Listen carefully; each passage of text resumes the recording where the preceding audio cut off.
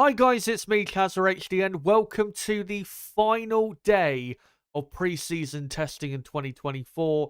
And hopefully in these final just over 4 hours of testing, we will find out quite a bit more as to how competitive the field is for the year and just where certain teams are at for 2024. I hope that you guys are doing well. I hope you guys have had a relaxed Friday so far. Not quite as stressful. I hope that what you've had so far today than what I've had. Had a bit of a mini crisis before the stream started. The batteries on my mouse died, so I had to quickly replace those. Took a bit of time though to figure out really what the issue was. So thankfully, able to go live here, and hopefully my mouse will be fine for the rest of the stream. Just want to say quickly as well, because of a couple complaints yesterday about my mic level. I hope it's better today. I have raised the mic level slightly. If it is too loud, though, please let me know, and I will make sure to readjust it back to what it was, and then later on I'll have to play around with it a bit more. But going live just here at 12 p.m. UK time instead of 11:30 a.m. Of course, I said yesterday I'll be going live at 11:30 a.m. The reason I've gone live half an hour later is because there was a red flag yet again for a loose drain cover at turn 11, and the lunch break, because of how long it took to fix that part of the track, the lunch break that was scheduled for a couple hours after was cancelled, and we're now just going forward and completing the rest of testing. So sadly, can't get into any data in this day 3 stream, which I was planning on, but we will get into data from testing in my season preview stream, which I'm going to be doing on Wednesday night. So make sure to come along to that to go through all of the key data from pre-season testing. So what we're going to be doing for these final 4 hours of pre-season testing is just watching along and seeing what happens and how the teams get on with the rest of the day. Also, good news, my usual co-commentator Niblo will be joining me in about 15 minutes time, something like that. We'll bring him on for a bit, get his thoughts ahead of the new season, as we're currently watching Oscar Piastri get a bit of oversteer out the final corner as he's beginning what looks to be a race run in the McLaren. Other than the drain cover incident, though, nothing really has happened today. Carlos Sainz currently quickest on a 1:31.2. That is, though, quite a bit slower than Ferrari went yesterday. So, yeah, nobody's really pushed today. As Fernando Alonso, I can see, he's getting strapped in and ready to get out there for the afternoon session. Yeah, it's not really been an eventful day, and let's hope this final afternoon session will be much better than yesterday, which wasn't the most exciting session. And let's hope we can find out a lot more about our teams for 2024. And yeah, Nib and Rook saying, sounds good. Cheers for that.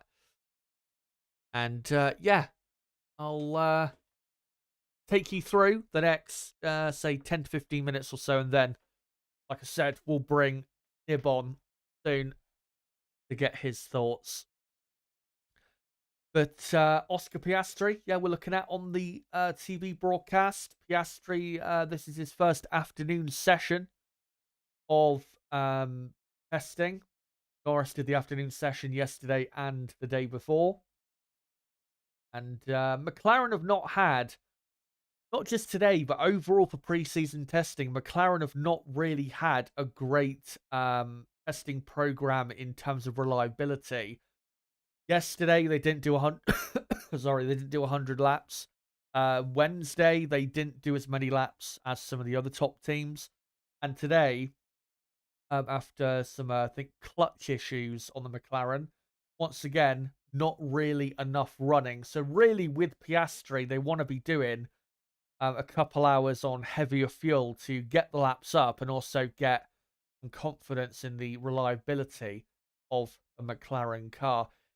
It does seem, though, pretty typical with McLaren in the last couple years when it comes to testing that they have reliability problems. Obviously, 2022, they had it quite bad. But I think last year, even, they didn't do a ton of running from what I remember. So, yeah, shame to see it happening again. But in terms of the handling of the car, it looks good. But how quick it is, who knows at this stage. Definitely not as quick as the Red Bull or Ferrari car. I think we know that for sure. But definitely in the mix with Mercedes to a degree. Aston Martin, teams like that. Racing Bulls, of course. Who can forget them? Looking very impressive so far. As Oscar Piastri, yeah, just comfortably his run. He is the only car on track right now. Is Piastri. Everybody else in the pit lane. I think Charles Leclerc is going to be coming out in the afternoon session for Ferrari. Sergio Perez, I don't know if he's doing the full day today. I thought I heard earlier that he is doing the full day today, but don't quote me on that because I could be wrong. I do know that George Russell will be in the car for Mercedes in the afternoon. Alonso, of course, is in the car for the afternoon. I think Alex Albon is doing the entire day today for Williams. So, and then it should be Tsunoda in the car for the afternoon session for Racing Bulls. Hulkenberg in the car for the afternoon session for Haas.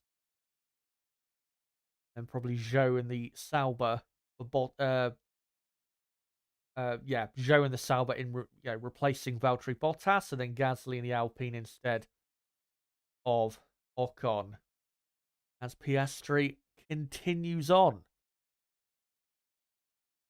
But, going to be obviously covering the final 4 hours here of testing. So, because of that, if we have any, lulls in the action, which I'm sure we will, 4 hours, if you have any thoughts you want to post in the chat in regards to what's going on, make sure to let me know what your thoughts are ahead of this 2024 season and just what you think of the cars. What do you think the pecking order is? I will get into what I think the pecking order is probably by the end of this stream. I have probably a 50%. I'd probably say about 50% there when it comes to what I think the pecking order is right now. So, keen to see, especially when it comes to that area of the grid where we've got McLaren, Mercedes, Aston Martin, Racing Bulls, Alpine. I'm keen to see how those teams are in relation to each other. Hopefully we'll find out a lot more information in regards to those teams in these final 4 hours. And probably, like yesterday, I'm not going to be live until the checkered flag comes out, because if you did watch testing yesterday, they, for the last 15 minutes, were just doing some tests for the systems, for the red flag and the safety car. And they pretty much ended it earlier than it actually did. So if that does happen again, then I will come off a bit earlier like I did. But as we get further on, and definitely when we get, the sun going down, I think we're going to see some very quick laps out there. Currently, so far, though, McLaren have only done 31 laps today, which is quite low considering Ferrari have done 71. Haas have done 80. Alex Albon in the Williams has only done 38. Williams have also had issues with reliability and the handling of the car especially. Red Bull have done 53. Mercedes done 49. Aston Martin 46. Alpine 55. Good reliability for Alpine. Not great reliability though for Sauber. Only 28 laps, and then 70 laps I think I saw there for Ricciardo in the Racing Bulls car. So reliability very good at that team. As we just watch Piastri continuing to tour around. You're saying Max is doing the afternoon session, I think, because Sergio did the whole day yesterday. Yeah, I hope that is the case because I want to see Verstappen, who, of course, is the best driver at Red Bull. I want to see him out there and see what the not what the true potential of the Red Bull car is, but we're going to get a much better idea with Max at the wheel than we are with, Sergio. No disrespect, Perez. Perez did obviously yesterday not too bad of a lap time compared to Carlos Sainz, and Perez, of course, was on a step harder compound, but it wasn't really a great lap considering what we think the pace of the Red Bull car is. Go on to the Ferrari car. Leclerc will be taking over in the afternoon. His driver number already on the car. And Leclerc is all geared up, just waiting for the final parts to be put together. Alonso looks like he's nearly ready to come out on track. Rooksfoot saying in chat, these ground effect cars like lifting drain covers, don't they? Absolutely. They need to solve this problem. I think the only thing you can do is, especially with like drain covers on the curbs, is try and put a deterrent there. Something that Anthony Davidson was talking about on the Sky or F1 TV broadcast earlier. If you put a deterrent there to try and stop the drivers from going that wide at turn 11, because they like to take a very wide entry. It's the esports line doing that stuff where you turn in from such a wide angle. If you put some gravel on the outside of the track, then maybe that'll stop that from happening. But obviously, if you look back to Las Vegas, that drain cover was in the middle of the track. So, yeah. George Russell, I can just see getting his helmet on, and he looks like he'll be out there very soon in the beautiful Mercedes car. And Lewis Hamilton earlier didn't do a great lap time considering the compound he was on. He did a 1:31.9 on a C5 compound, which is the softest compound of tyre. Carlos Sainz on a 1:31.2 did his best time on the C3. So, yeah, not very good. But I am very, very sure that Hamilton was on quite a heavy fuel load for that compound, because on that compound around this track, you'd want to be doing at minimum a 1:29 something. So, yeah, definitely was quite heavy on fuel there, Hamilton. And by the sounds of it, Mercedes are happy with what they've got in regards to where they were this time last year. Lewis Hamilton has said that this car is a step forward on last year's car, which is good to hear. Realistically, that's all you're going to get from Mercedes. Just a step forward, which is sadly still not enough to fight Red Bull. Same with Ferrari. Ferrari is a clear step forward on this time last year, but still probably not enough to fight Red Bull. But maybe in these final 4 hours, we'll see a bit more evidence that actually, at least over a single lap, the pace is there for Ferrari to be maybe contenders for pole position this time next week. And remember, this time next week, not quite at this time of day, but yeah, next Friday will be qualifying day in Bahrain, and God, I cannot wait for it. Piastri's still out there, and Piastri should be joined by a few other cars on track pretty soon.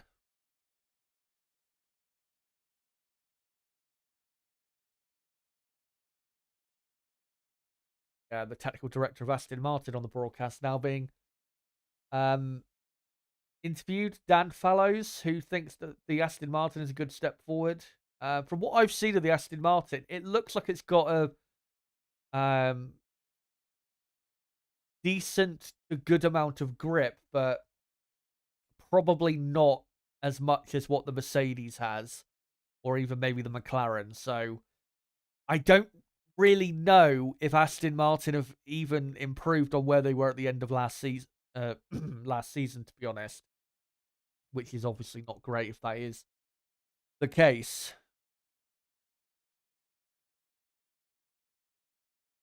But, the team are happy and they think they'll be able to develop their car better through the season. Certainly one of the big hopes regarding that team. Hello to Vinster. Hope you're well. Greetings, he says, from Florida. No, it's quite early there. Just after 7 o'clock in the morning. As Fernando Alonso is now on track. And definitely with him at the wheel in this afternoon session, we're going to find out a lot more about the pace of the Aston Martin. From what I've seen so far, it's not really been that great, but when I have been streaming so far for testing in the afternoon sessions, of course, only Lance Stroll has been in the car in the afternoon sessions, and we know Lance Stroll, is not going to get the most out of the car and not really be that close to Fernando in that aspect. So, should be able to find out a good deal today. Fernando on a scrub set of tyres, the C3 tyres, that's already done 7 laps. Fernando outstarts what's probably going to be, I'd imagine, a long run. Fernando, of course, has had great history here in Bahrain. Of course, had a brilliant podium here last year. And has won here 3 times in 2005, 2006, and won here on his debut for Ferrari in 2010. So, a great track for Fernando. And I think in every race, pretty much every race he's done here that he's finished in the points. I believe that's the case. Could be wrong. So going for his first timed run here. Not sure how quick it will be. We'll just watch over this lap of Alonso and then I'll bring Nib on the stream.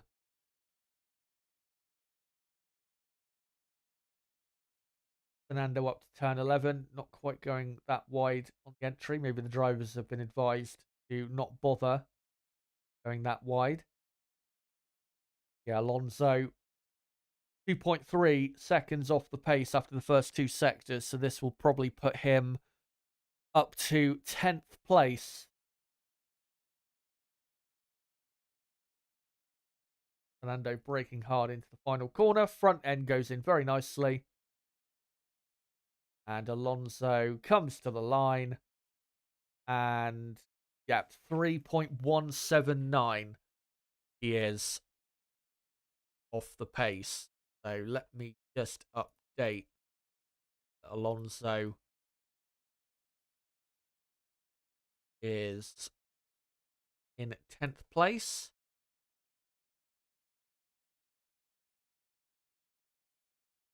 Quickly update gaps for Ricciardo and Piastri. There you go. And we should get Russell and Leclerc out on track pretty soon. But just now, I'm going to try and bring Nib on. So just give me a minute or so here whilst I do this. As Rook just saying on the chat that Hulkenberg is out on the hards and Sonoda is out on the medium compound tyres. By the way, guys, make sure to smash that like button. Let's try and get up to double figures in the likes if we can.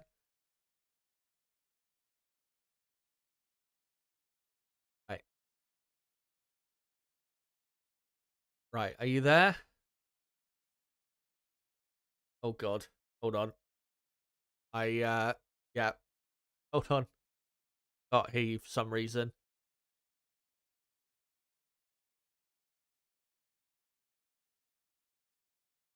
Keep speaking. I don't know if you. I don't now. think people at home can hear. Hold on. Let me just sort this Oh, out this is. quickly. It's about to say it's perfect timing as they've gone to an ad Um, break.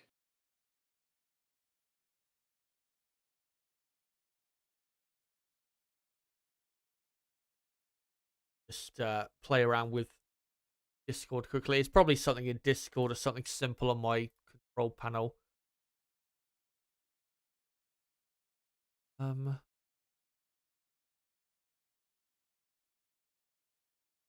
Heck, guys.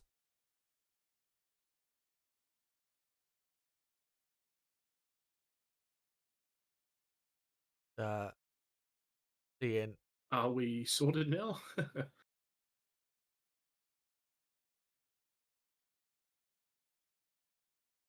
that mic now. Right now, yeah, I think we can hear you now. Hold on, hold on. I can hear you on Discord now, but right, go on again. You had the stream turned on. Yeah, yeah, there you go. Hello. Right. For Good some job. reason, on my Discord just reset itself. It was all on the default. Mine does that every now and then. Yeah. Yeah. How are you? Yeah, doing pretty good, mate. What about yourself? Not too bad. It feels like testing today has gone on for so long. With the drain cover and all that. But I got to say, I don't remember feeling this way last year or the year before. But this testing has been, I think, really quite boring. I don't know why, but yeah, I've just not really found it to be as exciting as it has been in the past couple years. I don't know why. Probably because of Max's lap time on Wednesday, which made it feel like the season was over before it, even began. But yeah, I'm hoping once we get to the final 90 minutes or so, we'll get a few uh, low fuel runs, something like that, to get Yeah. some sort of excitement going. Yeah, in general, what have you thought of testing? Yeah, well, I haven't really watched an awful amount because I mean, you know me, I'm watching the tennis more than more than I'm doing other things nowadays. Um, but yeah, I mean, I think everyone after the first day thought the session is over, and I think half of the grid feels that way. Yeah, Um, I mean, yesterday we've seen Mercedes engineers think Red Bull are a second ahead, and Williams think Red Bull are half a second ahead. And then I'd just seen Alonso say before that I think 19 drivers in the paddock now will think they will not win the championship. I would say I think after seeing Max and Red Bull in the car this year, they are less chance for everyone to win a race this year. So that's very encouraging signs for this season. yeah, it's quite depressing. I mean, it would be, I have to say, given the cost cap and the wind tunnel restrictions, it would be very impressive if they are a second clear of the next best car. Um, that would be just incredible. Because I mean, if we look at last year where they won so many races, they weren't at times that far clear of the next car. They were just brilliant at executing every weekend, and a lot of the times by probably 3 to 5 tenths of a second had the best car, as I'm just a Russell track. And also Leclerc on the track. Yeah, Red Bull, even though Ferrari did a very good lap time yesterday, I'm still pretty confident Red Bull are ahead of Ferrari by probably half a second, probably close to Half a that. second. Yeah. Yeah. I don't think it's a second. I think maybe Mercedes are a second behind, but I don't think it's a second to the next car. That would be third if that was the case. With Ferrari though, quite positive in a way, even though they still are not on the pace with Red Bull. Their car is, by the sounds of it, better Oh, in every area compared to last year's car, which is really encouraging to hear. Um, as Charles Leclerc just seen now on a lap. Um, yeah, with Ferrari, I'd say clearly, if you're looking at quali pace, clearly second best. Arguably, even on race pace, I know some people have been saying that their race pace has been quite an improvement on what they've had before. Of course, difficult to know at this point. But do you think they're clearly second best, or do you think they're only second best clearly in qualifying trim at the moment? I think they are second best. I don't know. I thought that was sort of the vibe I got coming into the season, that they were going to be second best. I remember sort of after the McLaren launch, where they had some not so positive things to say. I thought that they'd be second fastest, and I mean, yeah, looks very good. I mean, their tire wear is clearly massively improved. Although this track is pretty rear limited, Yeah. so it's a bit hard to tell how the fronts are going to hold up.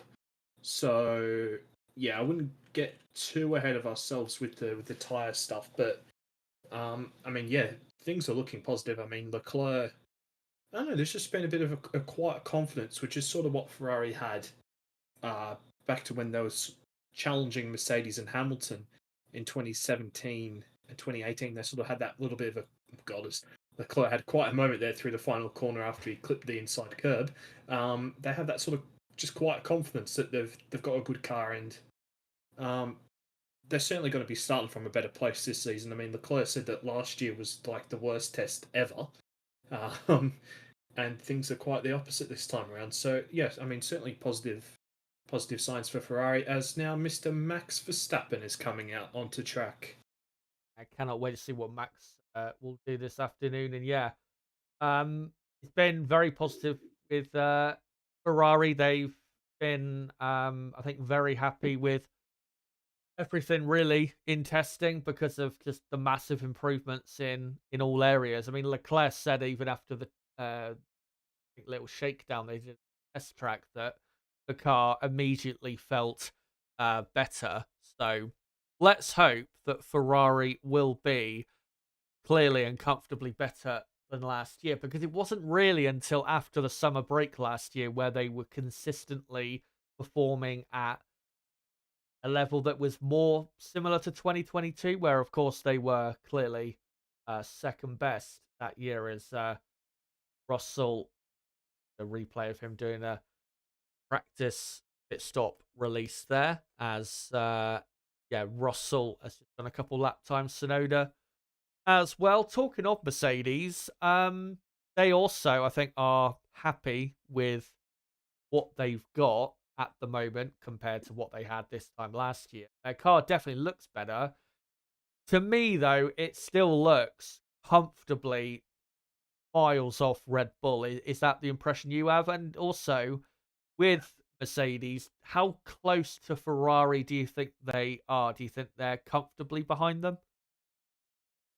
Yeah, I mean, I'm not really too sure because I mean, as I mentioned, I've not watched an awful amount of testing. But I mean, yeah, I certainly get the vibe and the feel that they're pretty far behind Red Bull, and pretty comfortably behind Ferrari. I mean, I think that I mean, obviously the front, we know the front of the midfield is going to be very close, and you sort of get that feeling that Mercedes, McLaren, um, what are we calling the Visa Cash Up Racing Bulls? What are we calling them? Oh, yeah, Racing Bulls. Yeah, Racing Bulls. You think that the front of the midfield is going to be very close. So, um, yeah, I think they'll. I just think Mercedes will be in a pretty similar spot to what they were last year, to be honest.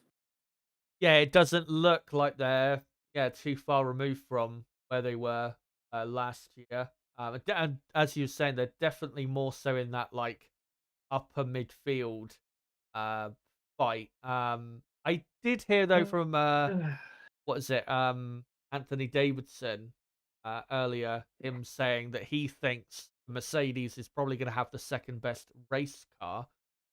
I have to find that out um, next week. It does look like probably will be a better race car than a quali car, that Mercedes car, but it's still I difficult to mean, know where they are compared to McLaren and Aston Martin. Yeah, but I mean that was sort of the case last year, was it not? But they just had such poor drag and straight line speed that they couldn't overtake anyone.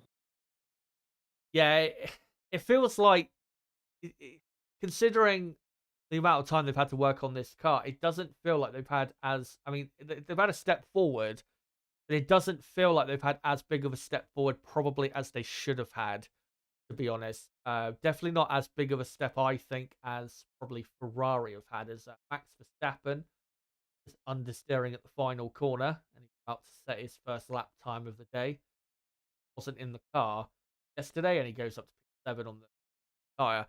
Um, yeah, Mercedes, they're gonna be probably similar at times to what we saw in 2022, but I don't think there's a great car there, to be honest. And then really outside of Red Bull and Ferrari is, yeah, close fight with Mercedes, McLaren, Aston Martin, Racing Bulls, and even at this point, I'm not really sure who to say is where in that fight. I will say though, from what I have seen of the Racing Bull car, it looks really good. And in terms of the first race in Bahrain, I don't actually think it's gonna this track gonna suit the car necessarily super well. But the grip of the car is really, really good. I've not seen any issues with it, and it's been one of the most impressive cars I've seen so far in 2024. Definitely at the higher aero tracks, I think that car could be a dark horse for a strong result, especially if they develop that car well. Very keen to see where they are compared to three Mercedes, McLaren, and Aston Martin. With Racing Bulls, from what the little you've seen, are you impressed so far? Are you pumped up for the season? Yeah, I really am. That's why I sort of got pretty excited when I was speaking about the front of the midfield teams, and I had to mention Racing Bulls because yeah, I'm pretty confident that they're going to be right up the top of the midfield. Um, the car, I mean, the signs were there all the end of last season, and of course with the continued collaboration with Red Bull. I mean, you'd think things would only get better, and it certainly looks that way and seems that way. Of course, we'll see next week as Will F1 is talking a lot of waffle in the chat. I see. So, but yeah, we'll see. Yeah, we'll see obviously next week, but I think yeah, there's going to be some races this year where they cause a proper surprise, maybe similar to what we saw in Mexico at the end of last year, where obviously Ricardo qualified Yeah, that wash driver. up in P4 as Alonso, I can see her on the C2 on a better lap. I just want to get some gaps correct though, um, quickly.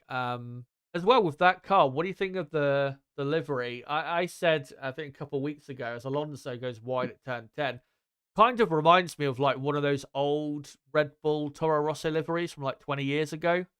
What do you think? Yeah, yeah, it reminds me of that, and I wasn't a fan of them, so I think it's terrible. I really don't like it. All right.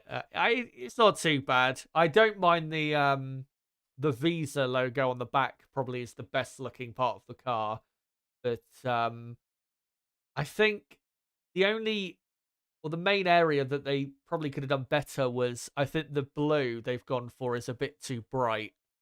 I think not quite as nice looking as say those Toro Rosso cars from a few years ago that had a bit of a Yeah, darker blue as showing a replay of Alonso losing the rear end at turn 10. Um, so yeah, other than outside of Red Bull and Ferrari at the front, looking like it's pretty close. From say, teams maybe trying to contend for a podium, going into the midfield. Um, is there any other than Racing Bulls? Is there any other surprises from what you've seen so far? I don't really think so. I think it's pretty similar to end of last year, with maybe Red Bull actually a little bit further ahead um, on one lap pace. Um, I mean, I think I know it's a bit hard to tell, isn't it? Really, I mean, obviously, because I mean, if we had more testing like we did in the past, I think we were able to get a clearer picture back in the day, weren't we? Yeah. And this track isn't exactly like the most all round track like Barcelona was. So Barcelona was really a cheat code for actually getting some good information, really, on how the season you could expect the season to pan out. Um, but I mean, I think obviously Red Bull are in front with Ferrari behind. Then I think I'd probably go McLaren at that stage. Although I mean, obviously McLaren haven't had the most amount of laps, but I mean, still over 200 laps in 2 days. Over the 2 days is still fantastic. I mean, you go back not even 10 years, and it would be outrageous for a team to do 100 laps in a day. Uh, I remember when everyone's heads nearly fell off when Mercedes went and did all those laps at the first test in 2014, and everyone else was breaking down. I mean, the reliability of modern Formula One cars is an absolute joke. Yeah. Um, I mean, even going back from like what 2018, was it 2018 that Ricardo had all the 2019 that Ricardo had all of the mechanicals I think with the yeah. Red Bull? Yeah, I think That it was outrageous. yeah. I remember what was it? Found it ridiculous at the time when yeah, I think it was 2014, 2015 a bit as well. Early hybrid era where you'd have like two or three teams doing a decent amount of laps, and then you'd have a load of teams who like barely were seen on track. Like Red Bull, I think in 2014 didn't even do like I think in Jerez they did like 10 laps, if that. And then in Bahrain they only did like a decent amount, maybe on the final day of testing. It was ridiculous. And McLaren, obviously, with the with the Honda, I think they didn't even do 30 laps. I can't remember, but it was yeah, barely saw them do any laps testing back then. So brilliant, the reliability of these hybrid machines. And let's hope we don't go back to that in a couple years in 2026, where most of the field can't even do 10 laps in a row, as of Piastri's car getting painted. Yeah, Wait, I think this is yeah, yeah. So I've got it here. I found the lap data from that test. Right, Magnussen did 100. So this is I'll go just with the top driver for each team. McLaren 162 laps with Magnussen. Williams 133. Rosberg did 188. This is across 4 days. yeah, Ferrari 173. Ricardo in the Red Bull did 10 laps. Vettel did 11 laps. This is across 4 days. Bianchi did 25. Max Chilton did 5. Caterham did 64 laps combined. Caterham did 22. Um, Force India did oh no, actually Force India did quite a lot, but I mean that's over 4 days. it's I think I think yeah, with 2014, I think with Red Bull, I swear like the first 2 days especially, they didn't even do like 5 laps. It was Because ridiculous. a little bit of that was also because of the wing as well. You remember with the wing, Yeah, yeah. so it's outrageous how much it's improved. As well, one funny thing with 2014 was obviously the first race in Melbourne. We had what? How many teams back then? 11, I think. And only Yeah, probably 7 of them were ready. Like you had like Lotus, Caterham, Borussia, and even I mean, Red Bull weren't probably properly 100% ready. They were close to 100% ready, but still were having a lot of problems. But yeah, even when we got to the first race in Melbourne, I remember Lotus and Caterham especially. It was like they were still in early days of pre-season testing. They were not ready at all. for the start of the year. It was ridiculous, really. Um, so we just saw there Charles Leclerc go up to third place and on the C3 tyre, and only 4/10 of a second now off of what his teammate did earlier on. So Leclerc getting his eye in, get the gaps uh, correct. Um, and what was it? The only other thing in terms of the team so far to really mention is if you look at the lower half teams. I mean, Alpine maybe you could say are a bit of a disappointment. But Williams, I've been a bit disappointed with. They've not done as much running as some of the other teams, and also the handling of their car does not seem to be very good at this point. They've been a bit all over the place, really, so don't have great hopes for Williams at this current point. But as you were saying, Nib, with testing in Bahrain, you don't actually get, at least for the start of the season, a good idea as to who has a properly good car. Because at this Bahrain track, you don't have to have, as Alonso does, a proper power slide out of the hairpin. You don't have to have like a amazing car downforce wise to be quick at this track. Half of your Yeah. performance really is going to be down to the power unit, and we know obviously the Ferrari and Red Bull powertrain cars are going to be the strongest in that aspect. So, in regards to the Bahrain Grand Prix, the Ferrari powered teams are going to have a bit more of an advantage here anyway. So, yeah, it's when it comes to the Mercedes powered teams, even if their car is looking like it's got a lot of downforce, they're still going to be lacking in qualifying with that straight line speed. Yeah, and that's the thing. There's not a lot of fast, like high speed corners at this circuit. A lot of them are No. is slow and medium corners. So that's the thing about Barcelona. There is a mix of everything.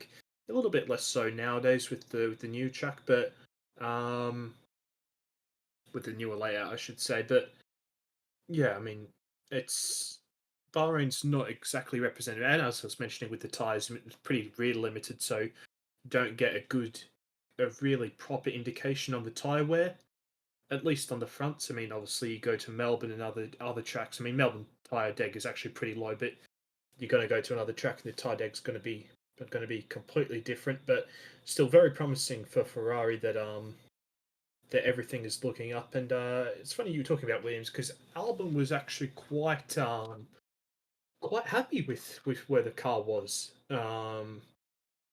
He said that it felt like a completely different car.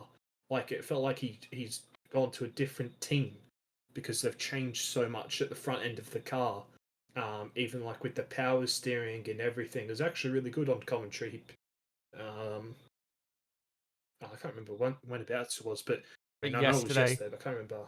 Yeah, it was definitely yesterday, but I just can't remember exactly when in the session. Obviously, when Sargent was driving the car, um, and yeah, he was speaking quite glowingly. Like it's you know, he was saying that obviously last year that he was only certain tracks where they could actually have a pretty good result, and he says he feels like that's changed a bit this year. That they're actually going to be able to have a bit of a better chance at more races this year. So that's probably a good thing for Sargent as well, because Albon quite clearly is actually quite adaptable to these sort of things, and so hopefully a little bit better for Sargent in that case. And it's quite funny you mentioned the Ferrari powered cars, like it really matters for kick racing or whatever, uh, and Haas. Oh god, yeah. Haas are just a complete waste of time again.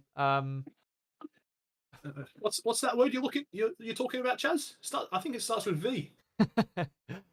Oh my god.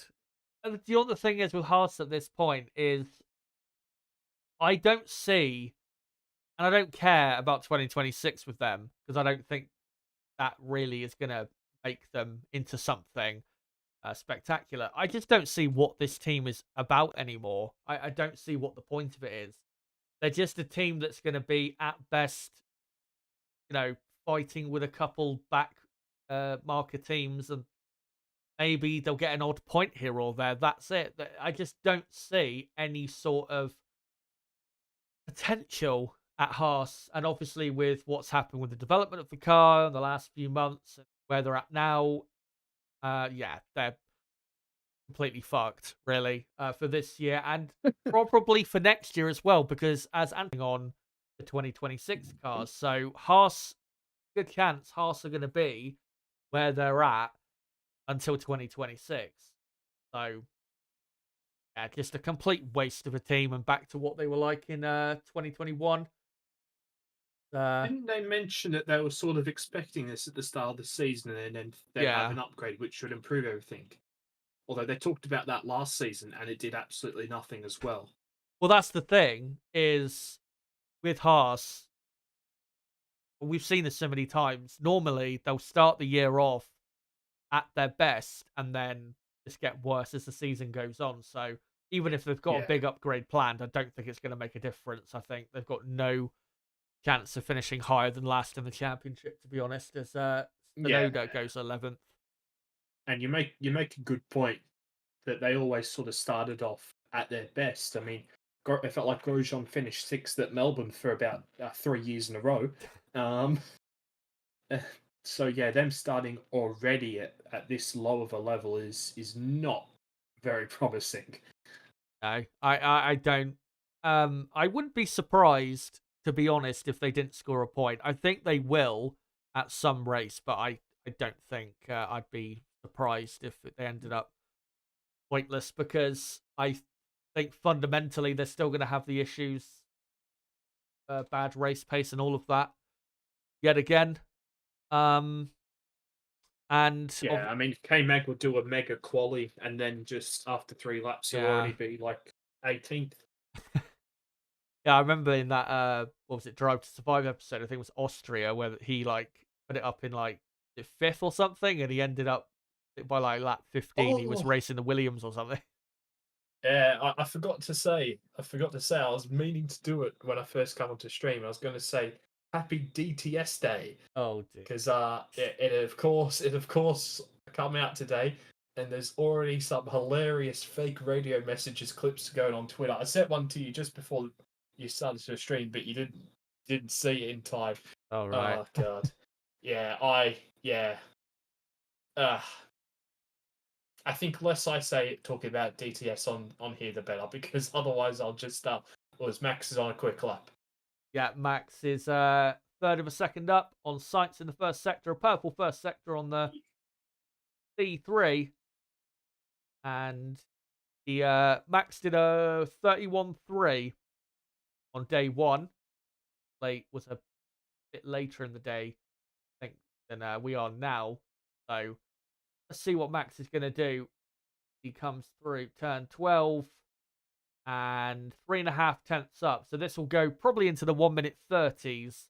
It obviously won't be anywhere near as quick as Sainz yesterday, but still pretty quick at this time of day. As through the final corner, grip is as close to perfect as can be. And to the line, not great final sector, but goes quickest on a 1:31.0 is his best time of testing. Sporting director Jonathan Wheatley on the Red Bull pit wall, and I'm sure Max will go a bit quicker. Final 3 hours. In regards Yeah, to, you'd expect. I was No, gonna, going on. no, I was gonna say quickly in regards to Haas. What do you think of Goodsteiner being sacked? I was a bit surprised because I don't really see, given their resources and all of that, what Gunter could have done better. But yeah, what did you think of all that? Yeah, see, I'm a little bit of the opposite. I think that I mean, obviously they've not got the best resources, and Gunter wanted more. But I never particularly rated Gunter that highly, to be honest with you. I mean, he did ultimately turn into a bit of a clown, and now he's touring around the world because he was a bit of a clown on a on a inverted in very much commas reality TV show. He's literally doing like a show in Melbourne, like a Oh God. he's doing yeah. Hang on, let me Is it like Gunter an hour Steiner. with Gunter or something? Yeah, he's booked out an evening with Gunter Steiner. Yeah. Fucking hell. Hang on, let's see. So tickets go from so $69 to $600 on the 20th of March. Um, that's obviously for a VIP meet and greet with him, Yeah. with everyone's favorite DTS star. Um, so yeah, I mean, I don't know. I'm personally like fine with it. Um, um, their new team principal obviously had that tweet, which was quite interesting. I don't know if you saw that I don't when he think I first did. got announced. Yeah, it was basically uh, some some British tweet, which was quite interesting. Um, I'll have to try and find it. But yeah, I mean, I think that he was the race engineer of Grosjean for a long time, wasn't he? Even Yeah. back at Lotus. So I mean, he's got a lot of experience, and I'm sure he'll do a pretty good job. Yeah, he's been in Formula One, I think, about 15 years at least, that I can remember. So yeah, he's, got a decent amount of experience, and we'll see how he does. Hopefully, can prove people wrong and end up taking that team forward. But I don't think he's really been given a lot to to really take that team that far forward, to be honest. Alex Albon going through turn The tweet 10. got unretweeted, I think, because he retweeted an interesting sort of a British immigration sort of tweet. Oh, okay. Yeah. Hold on. Got what, 19 now lap times on the board. I'm just gonna final few gaps as Albon is just coming to the final corner in Williams and coming to the line, continuing a Oh wow. race run of his. He Ao Kamutsu. I can't remember how to exactly to pronounce his last name, but he was at BAR for 3 years from 2003 to 2006, and then sorry from 2006 to 2015 he was at Renault Lotus, and then he been at Haas as soon as Grosjean went there. So he's been there quite a long time.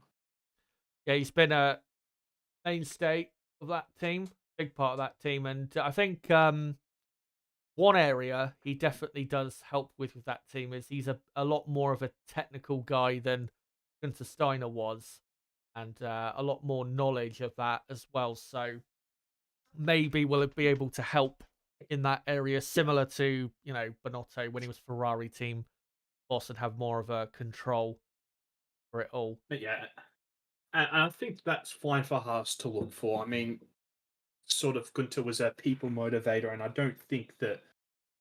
Well, I mean, after Haas being so bad for so many years, it pretty hard for Gunter to motivate people that much more. So I can sort of see why they wanted to freshen things up. But I mean, sort of his dismissal and Gene Haas not allowing him to say goodbye to everything Yeah, was quite bullshit. yeah, that That was that was bad. really poor. Yeah, And not all that surprising either if you've watched any of sort of the old DTS Gene Haas sort of Gunter Steiner interactions. He does seem like a bit of a twat. yeah. That, I mean, no matter what you think of Steiner and his performance, that was definitely not good, and that is gonna linger on with the people that are still at the team that liked Gunther Steiner. So yeah, that was That was not nice at all. Um, and yeah, Dean also came out and had comments, I think, after the firing and saying some things that I think were a bit unrealistic for Haas. In terms of him not understanding why Haas are not doing a lot better, when I think it's really down to him in terms of Yeah. improving the resources and financial stuff. So yeah, um, I don't really see a great future there at Haas F1. One thing I will say though with Steiner is, yeah, his the way he was with the drivers, especially Grosjean, I thought was a bit over the top. Like I remember, what was it? The second season, I think there was a bit with Grosjean at the car reveal, and he was like not bullying him, but it was like a bit, bit over the top in terms of like, bantering with him. And I thought I could see Grosjean was not that great of a fan of that type of treatment. And I do actually think, to an extent, that Grosjean and his drop in form, I'm not saying was entirely down to, the relationship with Gunther Steiner, but if he wasn't, a fan of it, it probably would have wore him down over time. Just Yeah. putting that there. Fernando Alonso is about to complete a new fast lap and goes up to fifth on a 1:31.6 in Aston Martin car that doesn't seem really that much better than what we saw at the end of last season. Just a little bit of an update on sort of the drain covers scenario that's happened over the past 2 days now. That the drain covers are going to be filled with concrete for next week's race and painted to match the curbing location. Let's hope it doesn't rain, hey? Yeah, well, I think they said it rained a couple weeks ago, so I mean, it's not No, impossible. it did. It did last week. It pissed down rain all over the Middle East. Like all the tennis was stopped because it was raining. Oh right, I didn't. It Yeah. was that bad. Russell, I think, starting a new flying lap. Yeah, hopefully that all is okay for next week. Won't be Yeah, any red flags. but yeah, as Nui said to Amos, he did the cars are too big and too heavy, and that's just ultimately why this keeps happening. Yeah. Well, I think Which progressively, thankfully will be fixed yeah. in a couple of years Well, I with the think new regs. progressively people are just not fans of these cars anymore. Um, Mainly, as we've been saying, with how wide, big, and heavy they are, but these cars have not really given us what we hoped. Put it that way. As And it's all Toto Wolff's fault. probably, yeah. Um, I think, yeah, I think we probably didn't see the potential, the ceiling, let's say, of what these cars could have been. And yeah, I still think, looking back, that was ridiculous. That overreaction. I know it was a bit of an issue at the time, but it was only really exclusive to that race in terms of it being a proper health issue, wasn't it? So it Yeah. wasn't like it was happening at every Grand Prix with it being that bad. It was mainly just bad for a couple teams. And as Christian Horner said, fix your fucking car.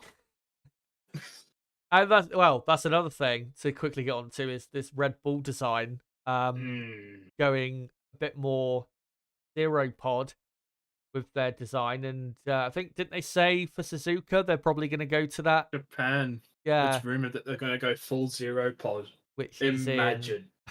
That's so great if they do that. That Japanese Grand Prix, by the way, is in about 7 weeks, I think, from now, so not too far away. See if they do go for it. Yeah, what do you think of that? Do you honestly think they're gonna absolutely destroy Mercedes at their own idea. It'd be hilarious if it does happen. I honestly hope it does happen.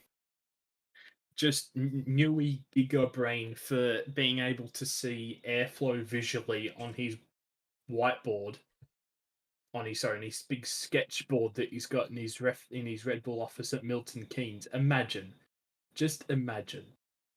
It would be. I think for Mercedes at that point, you have to just completely give up. If that does, if Red Bull, especially at that race at Suzuka, if they end up hammering everyone by like half a minute or more, then yeah, have to give up at Oh, that point. speaking of Gunter Steiner, I've just refreshed Twitter, and he'll be back in the F1 paddock this season, having landed a punditry role on German TV at a couple of races. Probably one of them, you'd imagine, be Austria later this year as a bit of a slower lap. And yeah, I mean, Gunter definitely, is box office to a certain extent, but it is a bit silly given that this is supposed to be a sporting competition, as Alonso extended the track limits dramatically at turn 4. Slow-mo car through turn 12. But 3 hours pretty much to go, and we are probably about an hour away from getting into that proper low fueled fast running, I reckon. Russell and Leclerc are on outlaps currently. Get a few gaps correct on the screen. Ocon down in 13th. Sonoda in the car this afternoon for Racing Bulls. In 14th, Gasly in 15th, who's in the car for Alpine. Looking at Leclerc, who has got to be very confident going into next week's race, because not just because of the Ferrari car being a lot better, but this track is one of his best. So who knows what he could do at the first Grand Prix if this Ferrari car especially is super quick over a single lap and beginning a lap here. Yeah, he's certainly been quite good at this track over the years. Of course, that ridiculous 2-stop race he did in was GP2 still then? Yeah. Yeah, it was. In GP2 back in the day, that was ridiculous. One of the best drivers in that category of all time, if not the best. And then, of course, when he led by 10 seconds here for Ferrari, he was at 19. 21. And what was I smoking in 2019 when one of the cylinders went? And of course, he ended up retiring from that race, didn't he? Or did he chug home and finish? I think he finished on the podium, but he just coasted home, really. It was Oh, sorry. last year where he retired because of last year icy problem or something like that. Yeah, finished on the podium 2019. Jeez, that was that long ago. I know. Jesus. I know. 2019 being 5 years ago is what? As Leclerc up to third now, just going 0.3 second quicker. The C3 compound. Ferrari car looking a lot better. I remember last year in testing, it was so obvious that car was fundamentally broken because it just never looked comfortable to drive. Rear end was all over the place and wasn't consistent. But this year, maybe still has, certain issues with looking after tyres, or maybe isn't the best in the race, but it is certainly a lot better this year. There is no doubt about that. And yeah, 0.3 off Max Verstappen. That's Sergio Perez down for fourth place, as we're looking at now Russell in the Mercedes, who's on a longer run. Um, Talking of Mercedes, though, obviously big news over the winter: Lewis Hamilton going to Ferrari. A big talking point though is, who are Mercedes going to replace Hamilton with? Surely, Nib, if Antonelli is who we think he is, surely they've just got to throw him in there for 2025. Yeah, I mean, yeah. If I mean, that's the thing, right? Obviously, he's not even done a race in F2 yet, but I mean, he's been so impressive in the junior categories in Freca. Where of course he won the championship. I mean, it's not like he's got any old, jobber teammate like a little bit like Leclerc did. I mean, Leclerc had Fuoco as his teammate, Yeah. who's an absolute yeah, an interesting driver, shall we say. Um, I mean, he's got Oliver Behrman as his teammate, who arguably was one of the most impressive drivers in F2 last season. So, going to be a real test for him immediately.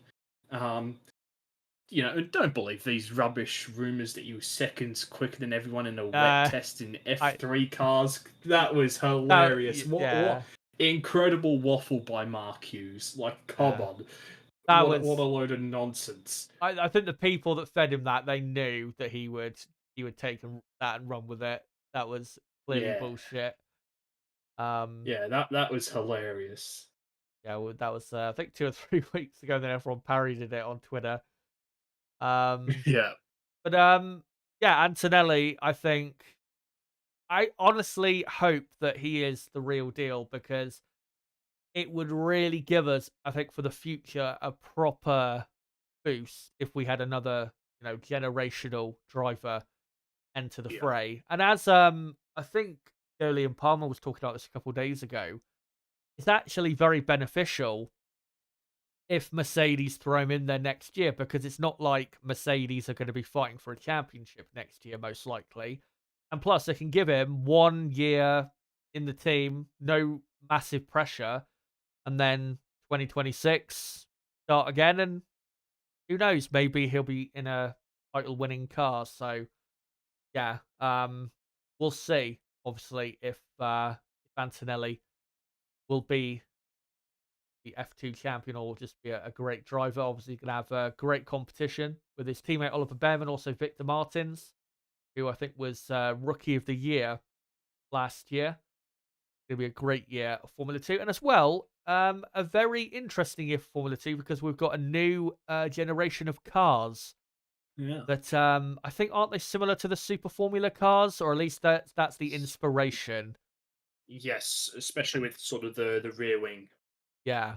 So I'm hoping that, because I honestly, I did not like uh the previous generation of F2 cars. I thought They that looked very slow. were rubbish. Yeah. They were rubbish and way too so unreliable that Yeah. like it just should not be the case. Yeah, it was really poor with the amount of issues at the start we'd have. I mean, Teo Yeah. Porcheri had every issue, it seemed like, in the last couple of years with those I mean, cars. remember Piastri with the DRS as well, nearly every race. Like, Yeah. yeah, they're absolutely rubbish, and hopefully these new gen of cars are better. Yeah.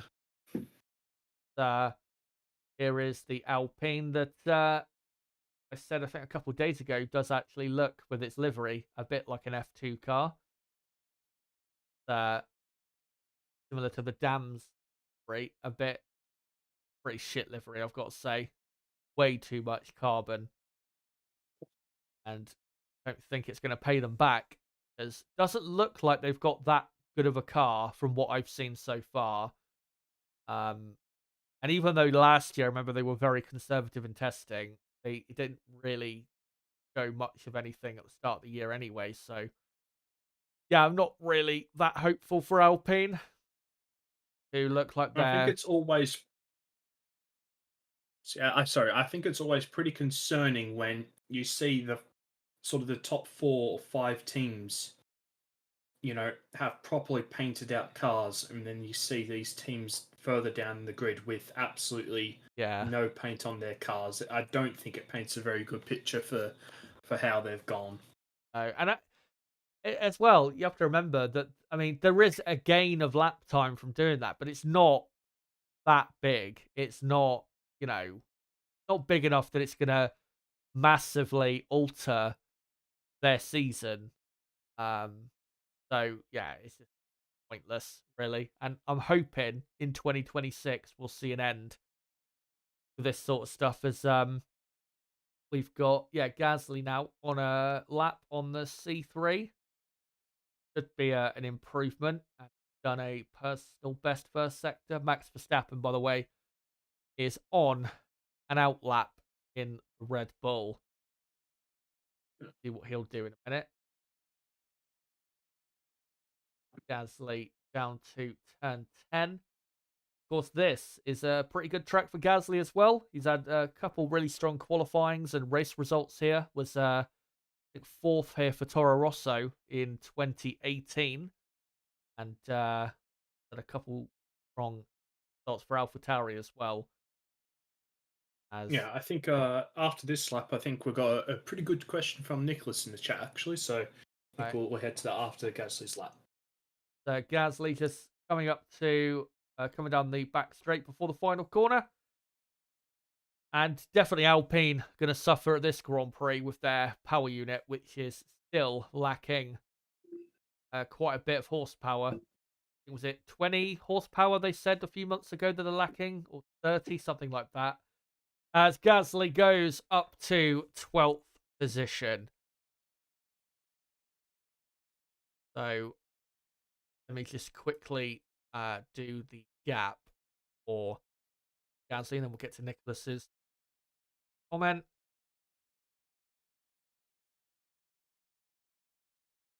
The slow-mo there of Gasly's lap. Right.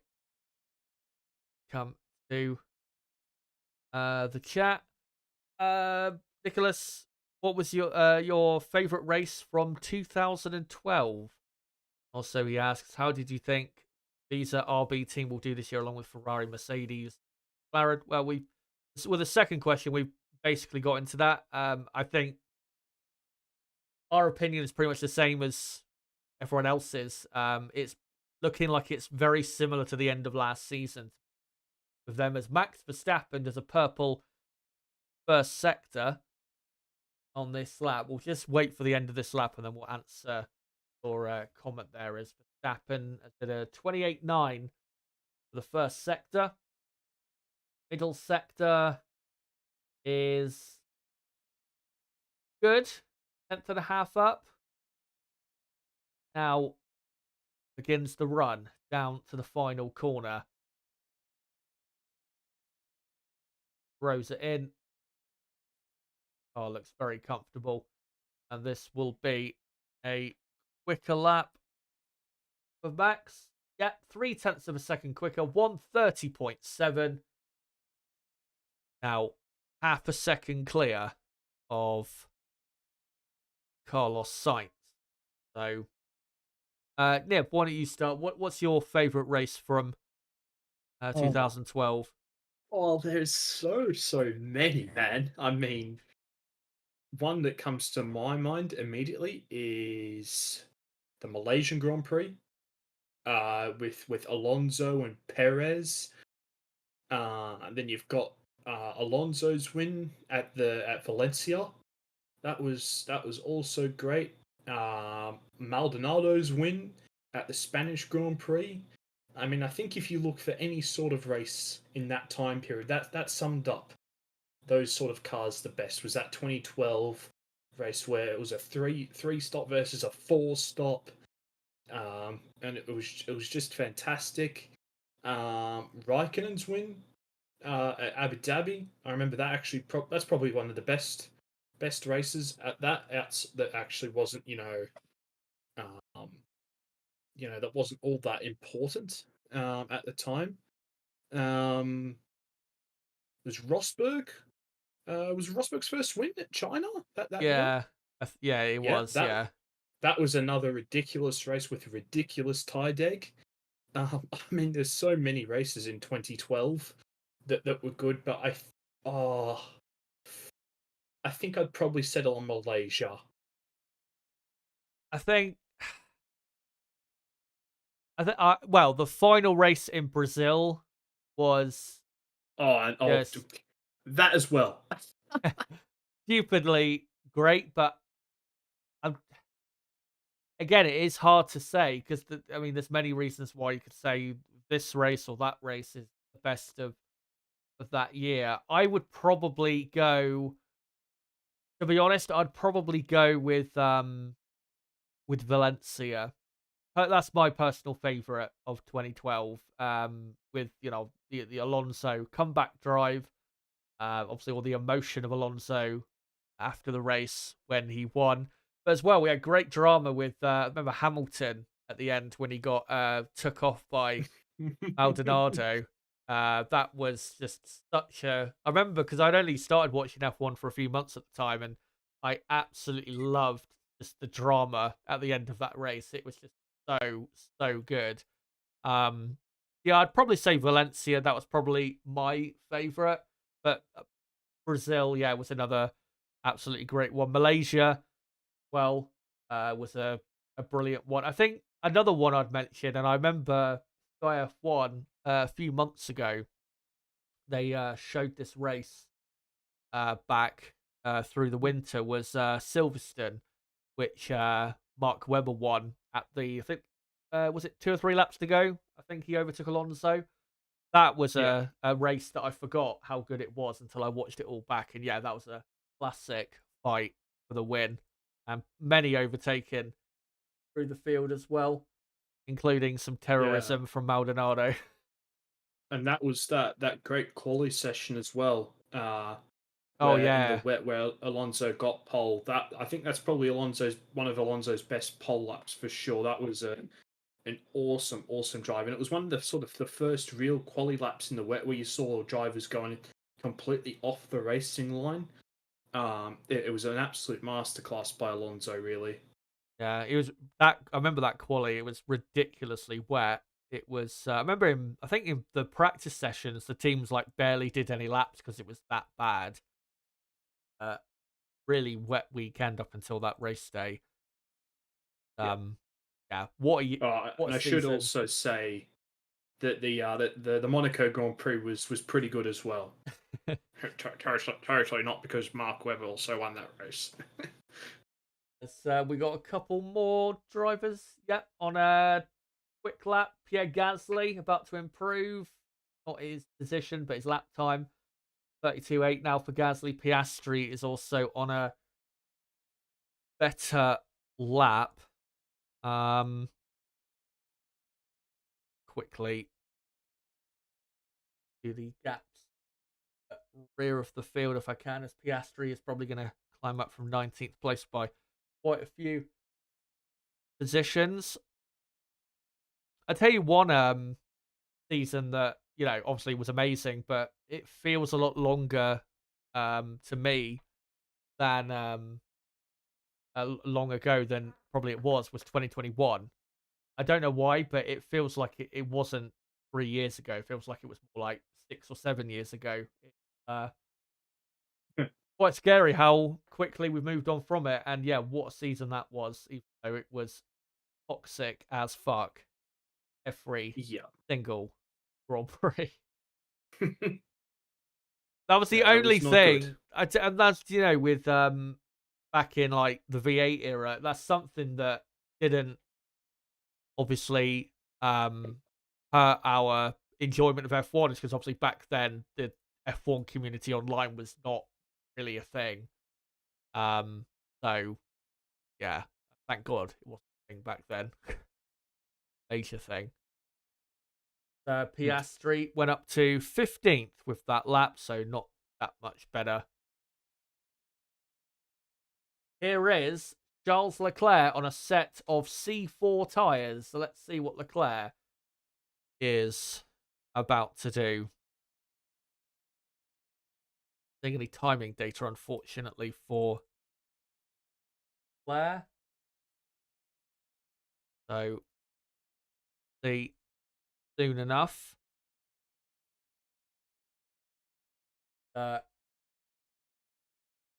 Coming up to turn, just through turn 11 now through turn 12. Still no data, so I can't tell you how good or bad the lap it is. As up to the final corner now he comes. Looks all good. Does a purple middle sector, Leclerc, on this lap. Now they show the data. And he does a 1:30.4 and goes 3.5 tenths quicker than Max, but on a step softer compound. So in reality, not that great of a time compared to Red Bull. And obviously, half a second slower than Carlos went yesterday on the same compound. So Leclerc quickest on a 1:30.409. Max 3.5 tenths off.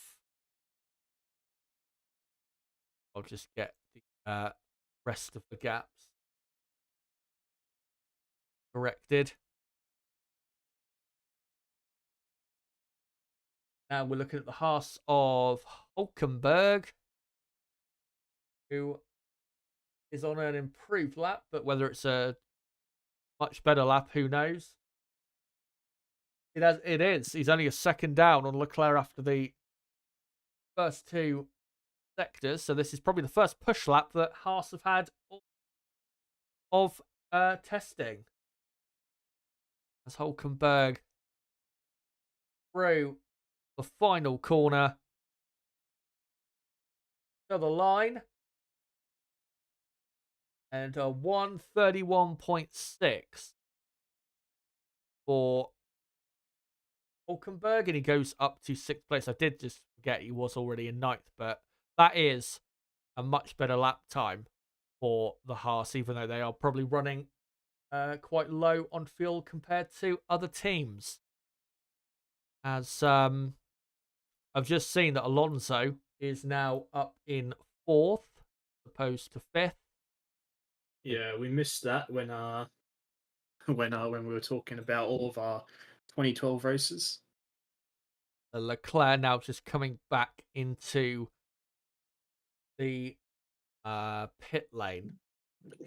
There is actually another piece of news I wanted to quickly just get into and, well, reveal to the chat, because I didn't actually get into this, I think, yesterday. But, yeah, David Croft will be taking a break at, I think, 3 of the 24 races on Sky F1 this year. And I can't remember the name of the guy replacing him. It's Harry something. I can't remember his name, but he does the BBC Radio, I think, 5 Harry Live. Jackson? Yeah, something like that. I think he does the he has been doing, I think, the Radio 5 Live stuff for the BBC, and I think they used him for the Sky Kids program that they were doing last year. So clearly they think he's pretty good. Yeah, gonna be weird. David Croft, I think he came out and said yesterday that he's not missed a race since 2007, which is mental. Bro deserves a break. Yeah. And it is ridiculous with the F1 calendar being as long as it is. Absolutely. And I don't think really it can get any bigger, but I can guarantee it will. Harry Benjamin is his name. Yeah. Yeah, he did a couple broadcasts for Sky last year, so we'll see how he gets on.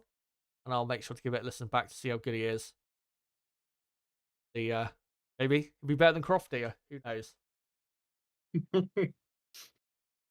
As Alex Albon, we're just seeing on a race run as Max Verstappen is back out on track on a well, we'll see. He is on an out lap. Gaps for the final few cars.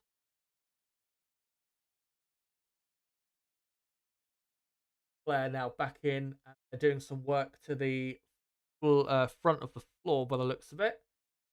So some setup adjustments going on at Ferrari. Max Verstappen, DRS open on the C3 tyre. Let's see if this is going to be another quick lap for Max Verstappen as he comes. Can you see the Discord messages I just sent you, by the way? Let me just have a look now.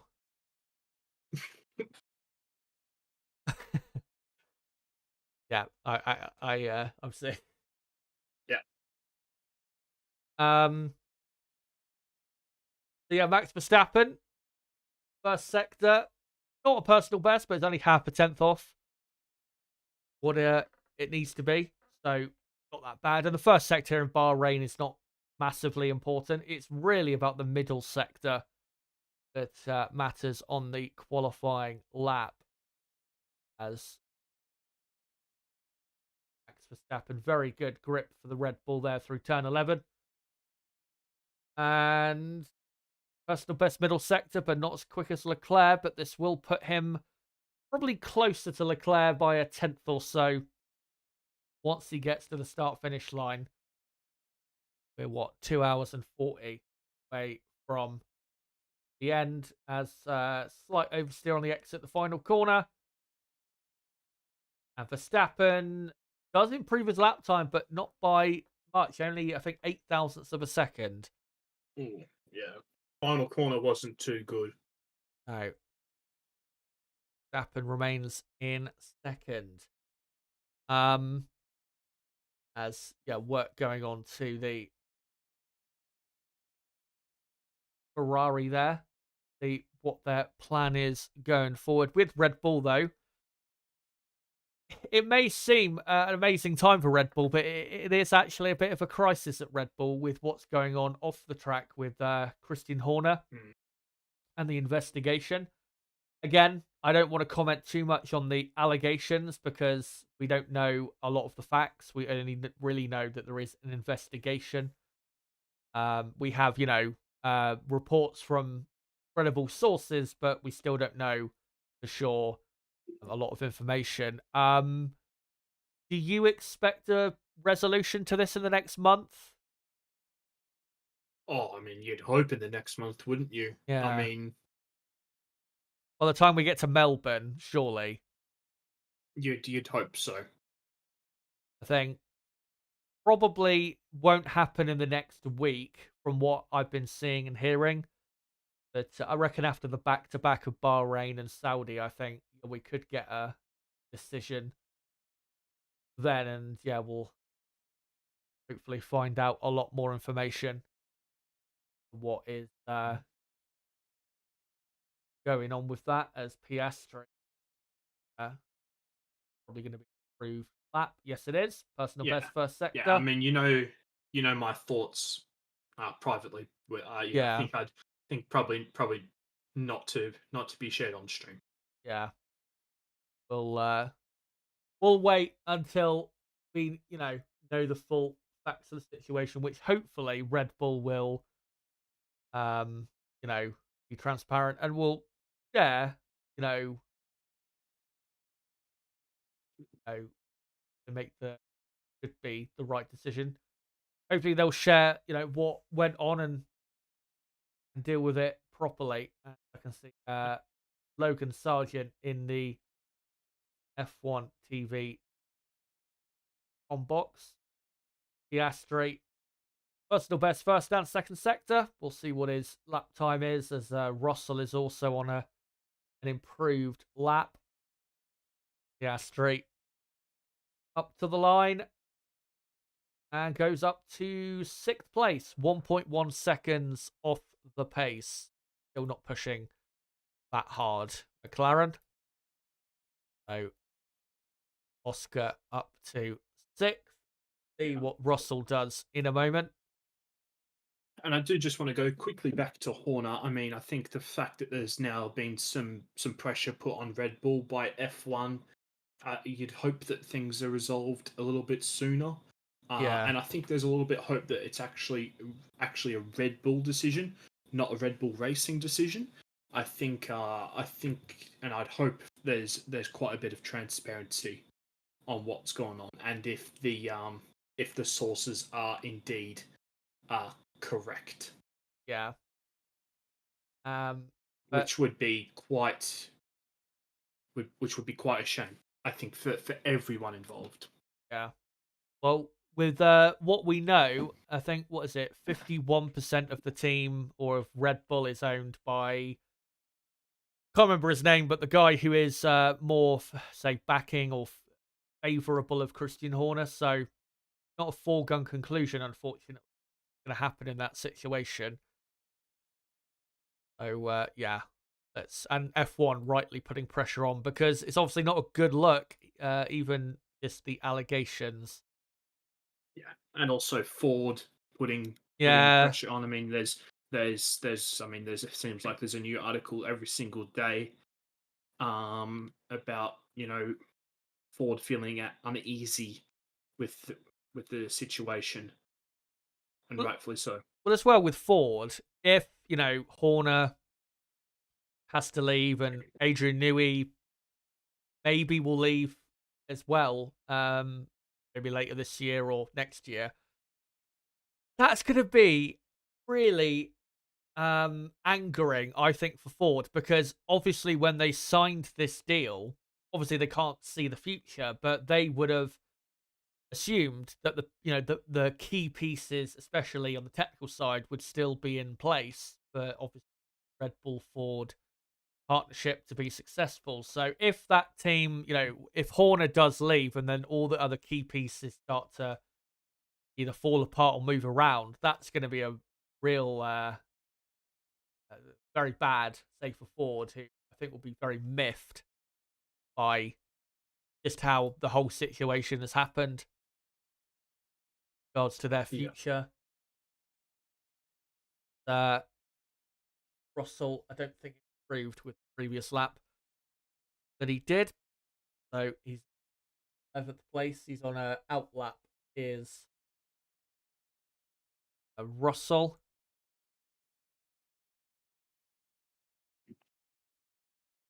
quickly if I can.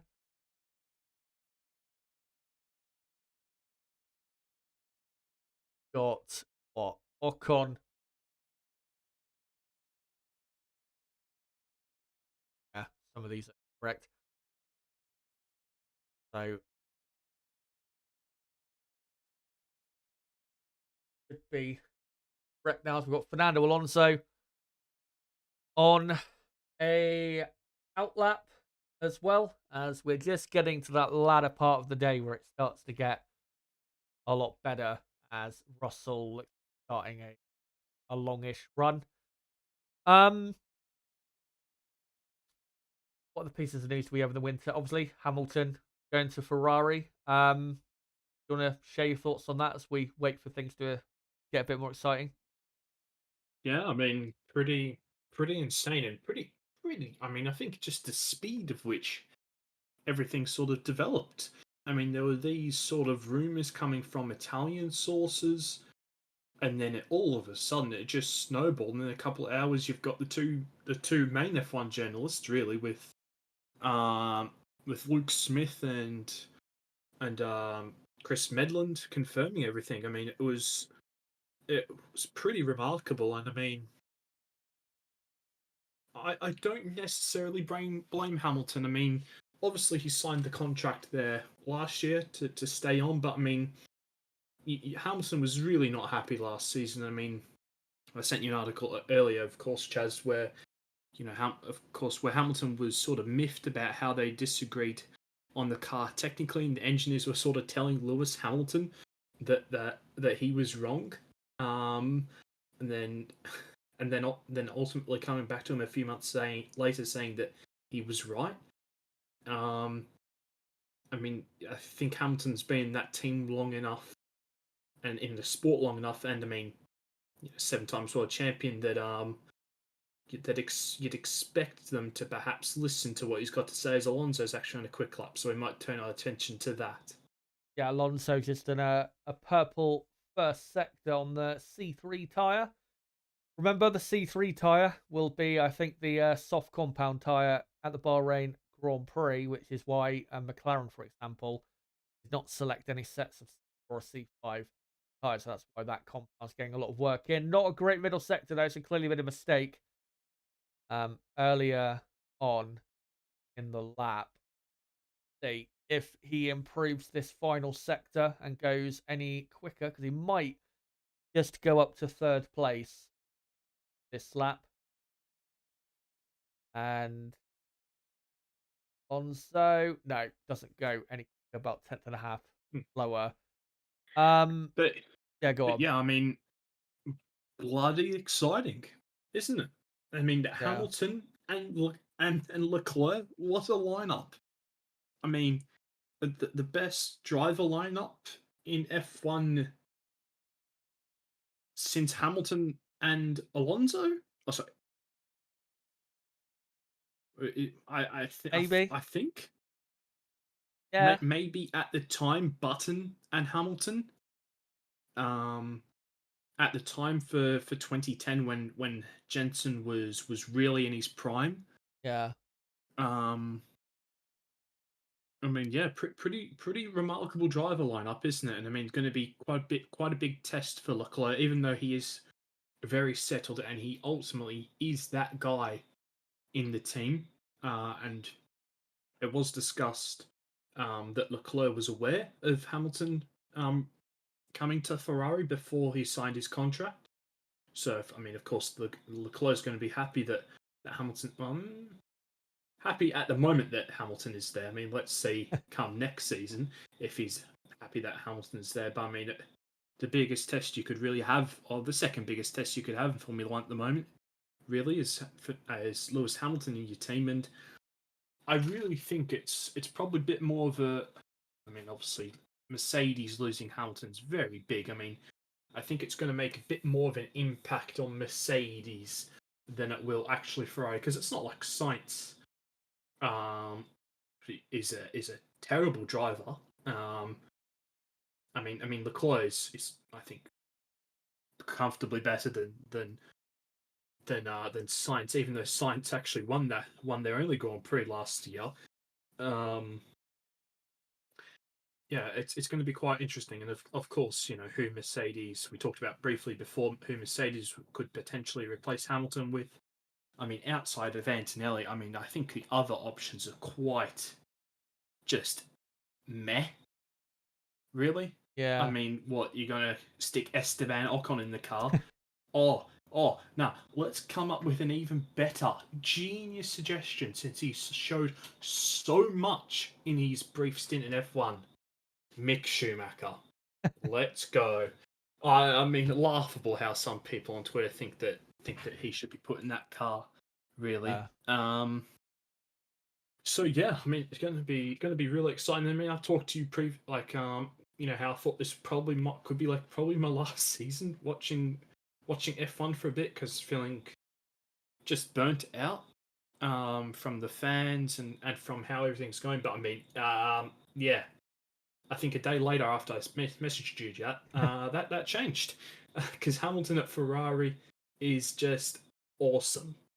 well, It's just awesome, isn't it? yeah, it definitely is. But I think the day before that news was the Andretti news, was probably why you were Oh feeling that way. yes. Yeah, it was mental how we had that just massive disappointment. Everyone was just depressed as hell, and then suddenly, I think I think I'd been to uni in the morning and I came home in the afternoon, and then I suddenly looked at my phone and it had gone I mental. I remember. I messaged, like, I sent you some links from the Italian sources, and Yeah. then Benson, and I'm like, I remember in all caps, Chaz, check your fucking phone. Was was was the message I sent. Well, I just thought, oh, yeah, normal day, and then yeah, about 2 to 3 hours after it all started to break, all the news, I checked it and I was like, "Oh my god, this has actually happened." I never thought it'd happen. I thought it was a pipe dream, really, it happening, and I thought he was Mercedes for life. Yeah, cannot wait to see Hamilton and Leclerc teammates. I think, yeah, you could be right. I think the best driver lineup we've seen in terms of quality since probably, yeah, Hamilton, Button, probably Hamilton, Alonso more so. Um, but yeah, it's going to be so exciting. Even if Ferrari are not fighting for a championship, it's going to be very exciting because we'll get to find out truly how good is Hamilton right now, and how good is Charles Leclerc, and how incredibly quick is he? Because I mean, Carlos is as you say, a good driver, but he's not Lewis Hamilton. So it's going to be great to see next year. But with Hamilton, are you not surprised at how quickly or disloyal Mercedes in a way have been towards Hamilton in terms of not offering him the ambassador role, and also being very adamant that the contract he signed last year was his last contract with them? Because I personally think it's quite disloyal given what Hamilton has given to Mercedes. Yeah, and I think if certain people at Mercedes were still there, what was the old Mercedes president's name? Dietrich. Oh, yeah, Oh, I the guy with the funny what? mustache. No, what was his name? I can't remember his name. Mercedes president. Didn't he say something like Hamilton can stay here for life or Ah, something? Dieter Zetscha. Yeah, Yeah, he was there for a long time. I think if he was still there, I think Hamilton would be uh would be given that role for life yeah. for sure. And yeah, I mean those reports coming out were quite surprising to be honest. Um, I mean, yeah, I mean the risk that Hamilton took ultimately to go there in the first place, Yeah. was basically convinced by Nicky Lauda to do it. I think yeah, pretty incredible. And I mean, it's not like Hamilton's not had a whole bunch of money thrown in before. Um, yeah, Yeah. it's pretty disappointing. I think disappointing, and I think Hamilton probably does feel a little bit let down. Well, as you know, he was saying with the car of last year, he clearly felt one way about how they needed to go with the design of it. As Leclerc, by the way, just tried to do another quick lap, but went 10th, so slower.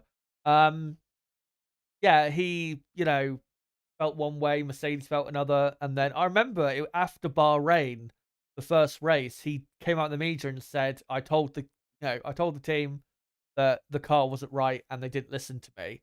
And I thought that was quite remarkable at the time because we never really heard something as strong as that before with Hamilton. But I always thought with Lewis last year, because I think this time last year, my prediction was that Hamilton was going to retire at the end of last year because I thought there's not really much else for him to do.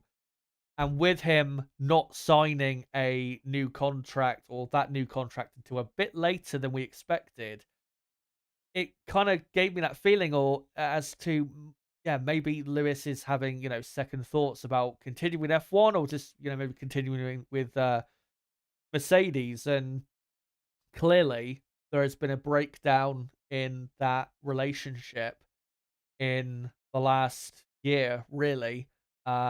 I mean, started, I'd say, at times in 2022, but I think really in the last year there's been a clear breakdown. And I think it's similar to what Ferrari did with Michael Schumacher. Maybe not as with what Ferrari did with Michael, probably not quite as bad as what Mercedes have done with Hamilton, but with Ferrari, I mean, at the time we thought Michael was just retired because he, didn't want to race anymore, when actually he was in reality forced out of the team because Luca de Montezemolo wanted to go in a new direction, when, as far as I'm concerned, they should have just gave Michael, as long of a contract as he wanted, as long as he obviously was good enough.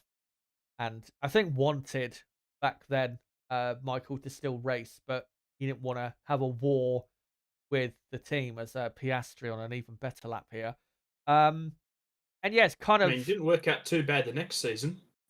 I mean, true, but with um with Michael when he retired, it was like the beginning of the dominoes falling because then Ross Yeah. Brawn decided to take a sabbatical and then eventually leave, and then Jean Todt left, and after what, like 2 years, all the key players were basically gone. And I think with Hamilton leaving, maybe not as quickly as that, but I mean, James Allison, I don't think it's going to be at Mercedes long term. I think um, he'll probably design the 2026 car, but I don't think he'll be around for much longer after that. And then Toto Wolff, I think, is probably looking at the future in terms of becoming the, boss of F1 more than looking at, Oh, God what he help can do with us. Mercedes. And God yeah, help us. that will be horrendous. As Piastri, by the way, did not improve on that lap. Yeah, that will be horrendous if that does happen. But I think with Hamilton leaving and Mercedes knowing that, they're probably never going to be as good and get back to what they were like previously again, some of the key players in that team are probably going to look to retire, move on, which is what happened with Ferrari. Same thing will happen with Red Bull once the key players there leave for whatever reason. So yeah, very much surprised with Mercedes in terms of the way they treated Lewis because, as you said, he took a massive risk at the time. It was viewed as a massive risk going there, and it paid off. And as long as Lewis Hamilton is good enough, he should be kept by Mercedes. But they've made the Yeah. decision and they've done what they've done, and we'll see if that benefits them in the future. But it probably won't, to be honest. Uh, Floodlights of the track are on. The Street, I think, just doing a full down lap in Yeah, his McLaren. Piastri actually made a quite a big mistake on that lap. I don't know if you saw. Um, At turn 11, he went wide. no, I don't think I did. As Yeah. super chat from Ronan. Good to see you, mate. I think Ronan Brady says, hi, Chazza. This is for €5.99. Says, hi, Chazza. Ronan Brady here. Hope you had a good winter. Hope you had a good winter too, mate. Here's for the super chat. As Hulkenberg now, we're seeing, but he's on a long run pretty clearly in the Haas. I feel sorry for the two drivers at Haas because they are going to have such a bad season. At least with Mick Schumacher and Mazepin in 2021, they were rookies, so they were just happy to be in F1. But with Kevin and Nico, obviously from what they've been used to in Formula One, this is going to be such a frustrating season for them. So yeah, I wouldn't be looking forward to this season if I was them. The other key piece of news really from the winter was Andretti. What a shame that was. Andretti are still, It's keen on continuing to develop their team for a possible 2026 entry, but yeah, we saw F1's response and it was so poor. They have not read the room at all with what their response was. I think they legitimately thought they would have some support from certain people in regards to, or just the F1 community in general in regards to what they said. But everyone that I saw was against it. Obviously, we're against it, but the hypocrisy is infuriating. It really is. And it was so blatant, the whole value shit. When obviously Haas bringing so much value currently, 8 seconds off the pace. Um, yeah, good time. just so infuriating. I'm still mad over it now. Even with that Hamilton news, I was still thinking about it because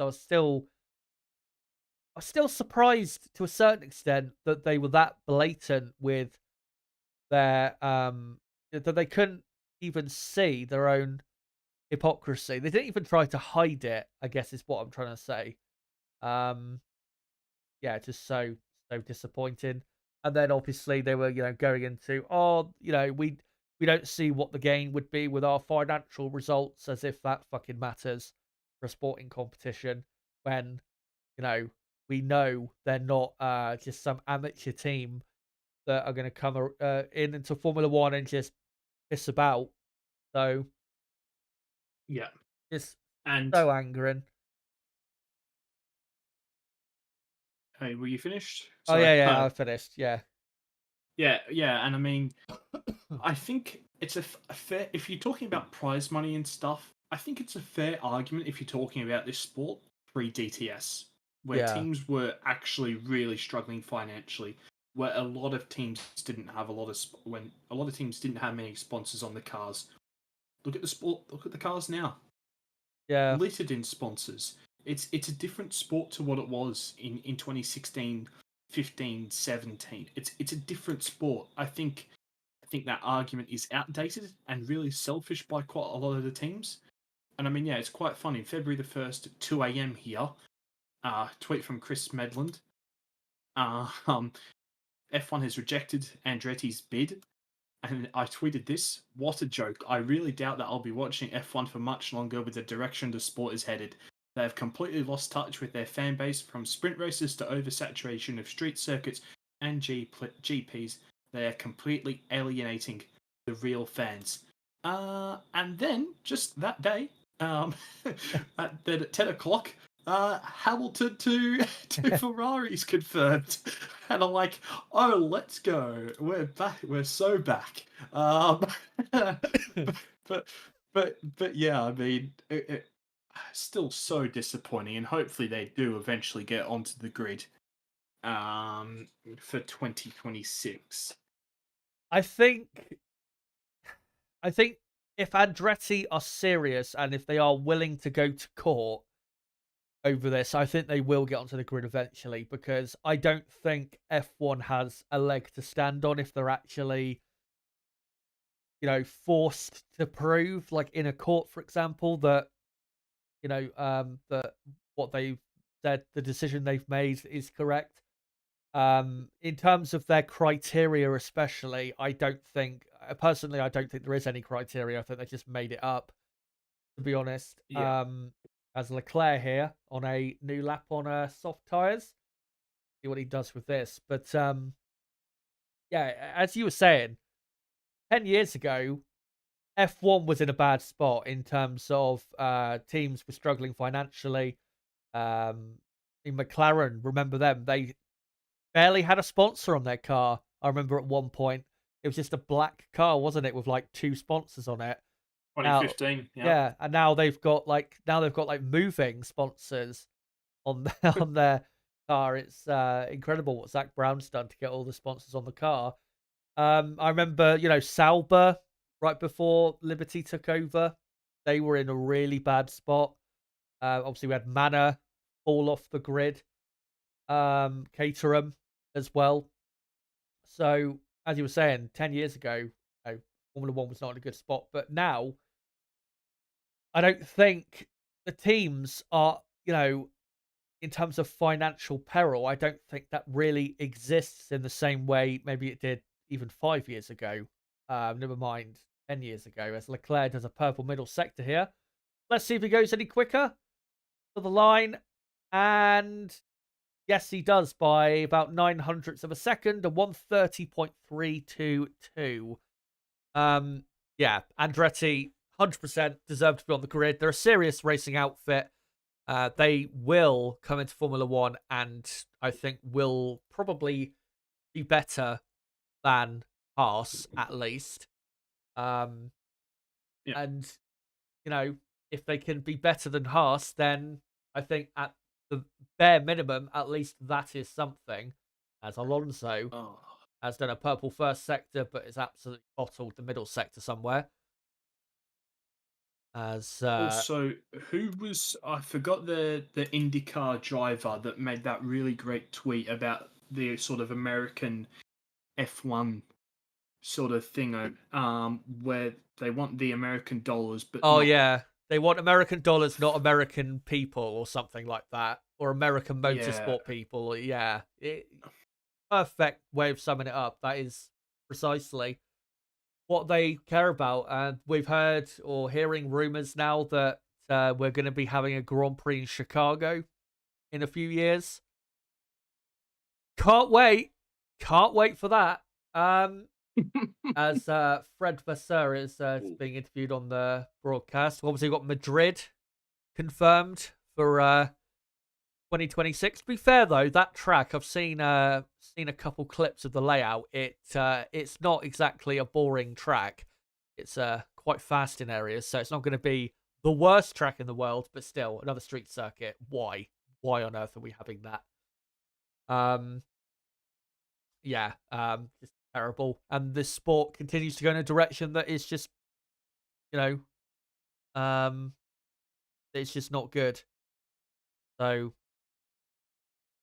yeah, um, and then what was I going to say in terms of where this sport is going in the short term? You can have you know um certain things of the sport be not great in the short term, but with the way things are going in terms of, like you said, oversaturation of races, street circuits, rejecting of teams for bullshit reasons, and just the general entertainment of Formula One getting worse, they can't maintain this long term, because if they do, then all the viewing figures and engagement, all of that will go down long term, and Formula One will not fall apart, but it will diminish quite a bit in terms of popularity.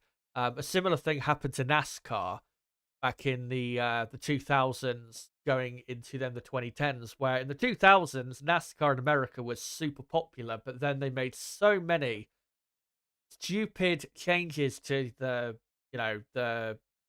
how the championship could be won, and types of races, and what was it, sprint cups, and all this shit that they've got now. yeah, And eventually they started having issues trying to even fill out the crowd for a NASCAR race. There'd be regular NASCAR races where it'd be half empty, the grandstands, because long term it just got worse and worse. And long term, if it gets worse and worse at Formula One, then yeah, I think that probably will happen in certain countries where you'll see just attendances go down quite a bit. It's not going to last forever, these record attendance.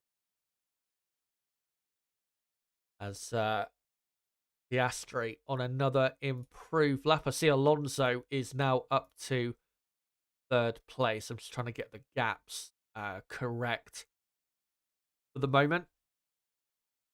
no, So I think I found the tweet. I think it was by Scott yeah, McLaughlin. I think it was him. Um, I'm just actually trying to find. Piastri goes up to fourth, 9/10 off Leclerc now. So Yeah, I mean there were some good tweets at the time. I mean Tom Bellingham, if Andretti had registered themselves as DHA, PayPal, Andretti, fuck yeah, America, maybe F1 would have taken them more seriously.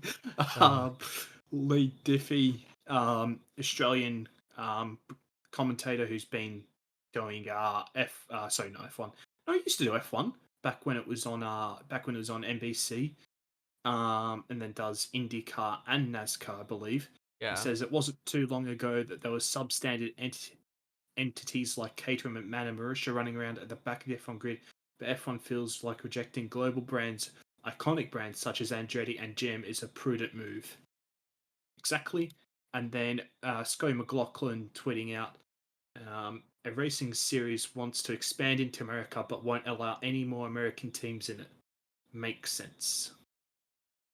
Yeah, it's so stupid, but it's because, as the tweet, that tweet we were talking about said, they want American dollars. That's all they care about until they eventually sell it off to Saudi Arabia, which I think 100 million% will happen. Probably towards the end of this decade, if things don't get better in the long term. They'll want to cash in before the value goes down. As Verstappen, just seeing here, is on a longer run, coming through the final corner now.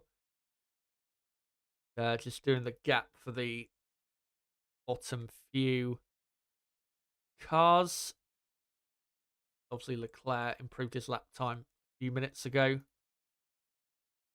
and we've not seen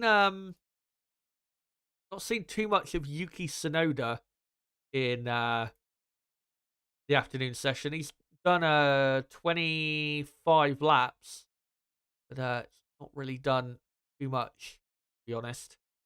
And neither has Zhou Guanyu, really. I mean, he's done 34 laps, but been, committed to the race runs. Quite a lot of fuel on board by the looks of it. Showing now a replay of Leclerc on his quick lap.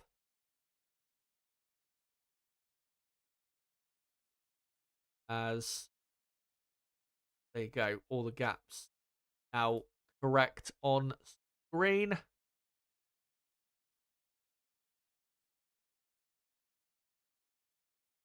So,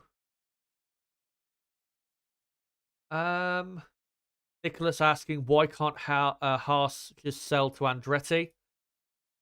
They do not want to do that because it will be humiliating for them to do that, because I think they even know deep down that Andretti, there is a good chance that they'll do better with what's there. And obviously they are rivals. So yeah.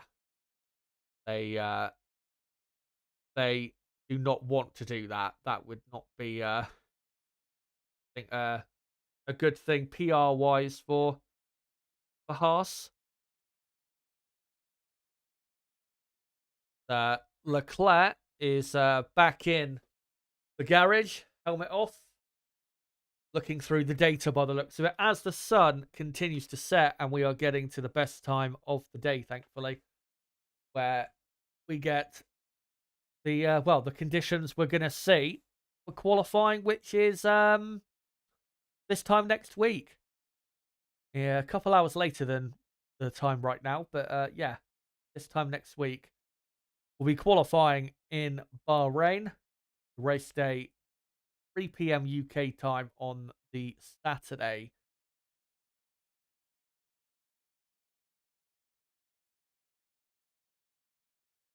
Now looking on board, Yuki Tsunoda, following closely the Alpine of not the Alpine, the Haas of Hulkenberg.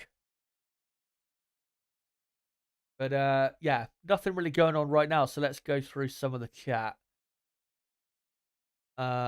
Nicholas saying, hey, I've been watching NASCAR since 2005. Everyone always gets sick of the playoffs because of Brian Fast, who was a bad excuse for NASCAR. The NASCAR president, I think. Oh, right. Okay. Yeah, that playoff. Yeah, I saw a video breaking down basically how NASCAR's fallen apart, and what we've got with the sprint races now. That's like the start of what they started to have. It's devolving it into further and further categories in terms of points for this, points for that. When just why are we doing this? I know Stefano Domenicali, he said this last year, but he still wants practice sessions for there to be points. why on earth do you want that? It's just, yeah, pointless. No pun intended. Mm. So I found the tweet actually, just quickly before we go back to the chat. It was from Graham Rahal back in 2022, actually. We said, damn right, F1 is an elite sport. They don't want us. Remember that. They want US companies' money. They want wealthy US individuals' money, but they don't really care about the rest. Always has been that way, always will be. Yeah. Well, I remember, I think that is in relation to the Colton Herta um Yeah. stuff from back then, where what was it? I can't remember what that was about again. Was it the FIA Well, super license? the super license stuff. Yeah, yeah. Yeah. Yeah, it was stuff like that. Um would have been good to have Herta on the, at least, if he was tried out in the car, instead of De Vries. But yeah, just bang on with the assessment of what Liberty Media is like and how they treat people in general. The only good news, I guess, is that the British Grand Prix at Silverstone and the Japanese Grand Prix at Suzuka have had their contracts extended, which is good news. Even though there has been talk of a street circuit race in Osaka, in Japan, possibly coming to the calendar. Um, and then, I mean, the London Grand Prix will happen eventually. I have no doubt about that. Too much money on the table, as Piastri locking his inside front there slightly. Now begins a new flying lap. So going a bit more aggressive is Piastri at this part of the day. And not the greatest first sector, but not far off of a personal best. With Piastri, Nib, what are your hopes then for the year? Do you think he can or will beat Lando Norris this season? No, I think I said to you one of the at the in the latter stages of last season that I think in 2 years' time he can beat Norris. But I think this season probably not. I do certainly hope and expect everything to be quite a bit closer this year between the two. But yeah, I don't think that Piastri will be sort of beating uh, Norris in sort of any head-to-heads this season. But you'd certainly hope that and expect it to be closer. As now Piastri's been back in single seaters for 2 years now, and just with a lot more experience underneath his belt. Yeah, and a much better car to drive than this time last year, as Piastri goes up to third place with that lap. So let me just quickly update that. And I remember the first race that Piastri had for McLaren last year was so unlucky. Got knocked out in Q1 obviously because the car was bad and he had lack of experience, and then they had a gearbox failure like 5 laps into the race. So surely can't Yeah, be any McLaren. worse in Bahrain next week. I was about to say McLaren in just a slightly bit of a better position this time last year. It's quite incredible, actually. Think back, just how bad they were um, this time last year. I remember, what was it? Max Verstappen with his lap on day one of testing a couple days ago did a lap time that I think was about as quick as Lando's best lap time in qualifying last year. Just shows you how slow McLaren were um, a year ago, and Lando did pretty well at lap of his in qualifying last year. So yeah, Yeah. brilliant improvement. And McLaren, they have said, haven't they, that they expect to improve quite a bit through in-season development. They haven't quite Yeah. maximized the car to this point. So McLaren will be definitely getting better. Probably when we get to April into May, I reckon we'll start to see McLaren improving a bit, as Russell is improving currently. on his previous lap time. And let me just quickly get up the comment screen on my end. Keith is saying, hey, Kaz, remember you saying who will watch F1 in a decade if it got worse? The Drive to Survive fans will continue to watch F1 for decades. I don't think that's true. I think the fans that came on board with Drive to Survive, I think they'll be the first to go. Because I they're think that some already are going. yeah, because they're the casual ones, really. Because especially if if you really love Drive to Survive is really aimed at the casual rather than the diehard. Because a lot of the stuff in Drive to Survive is really hammed up for the cameras. So yeah, I think they'll be, like I said, the first to go. Because what we're seeing at the minute, the last year and a half, is not exactly what they started watching Formula One for. Put it that way. And I'll also just say, I think that perhaps the people in this stream perhaps got into F1 for different reasons compared to those that have started and are fans because of Drive to Survive. I'll leave it at that.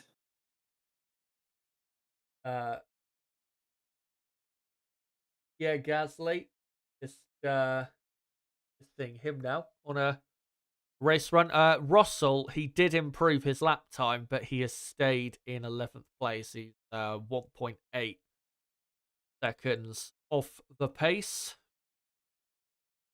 I've sent you just a message, by the way. Exactly what I'm sort of hinting at with what I've said, Chaz, by the way, in case you didn't quite understand. Yeah, I'm just saying. Oh my god! Did you see that clip from the newly released Drive to Survive of, was it Lando and Lance? Have you seen Oh, that? yes. Yeah. That was, yeah. Yeah, that's just so cringeworthy to me. I'm sorry. To be fair, though, I mean, it it's was sort of like funny. a shit joke that you'd make Yeah. it in between mates. Yeah. But I know that certain sections Yeah. on Twitter, yeah, Yeah. no comment. Yeah, that's why I I had, hated it, because I was like, oh, this is going to get treated as the best thing ever, because it always is. oh my god, because it's Lando.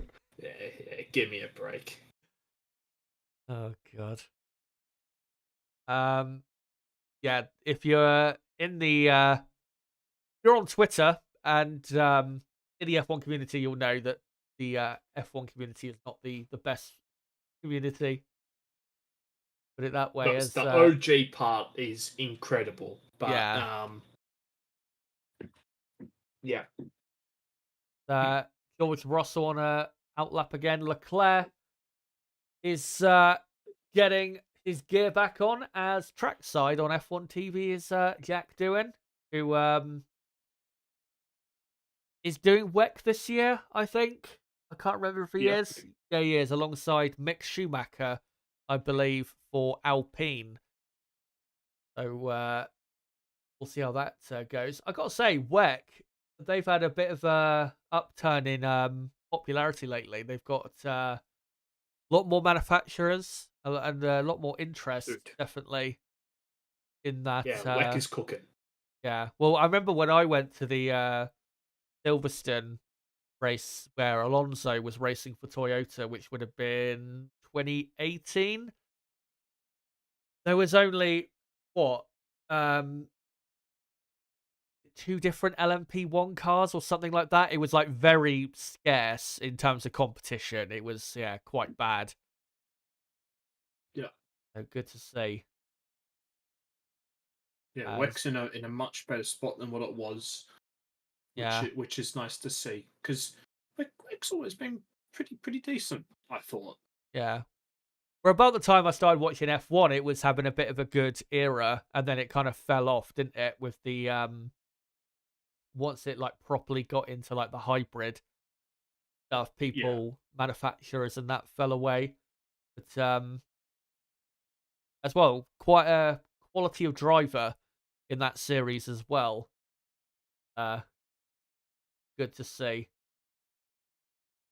as Max Verstappen. We're looking at continuing on with his race runs. Let me see if I can find some more comments here in the chat.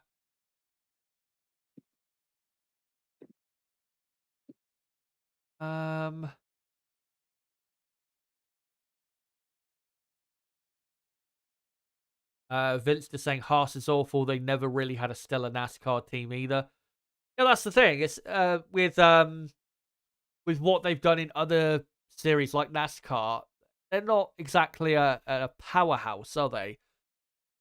You know, No. they're not Andretti, they're not was it Penske?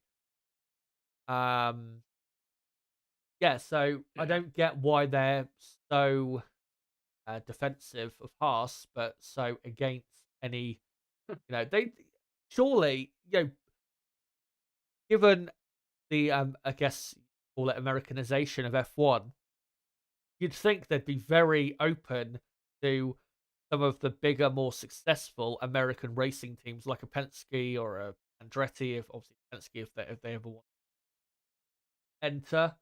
Um, Yeah. but yeah, it's just so backwards as we've been saying.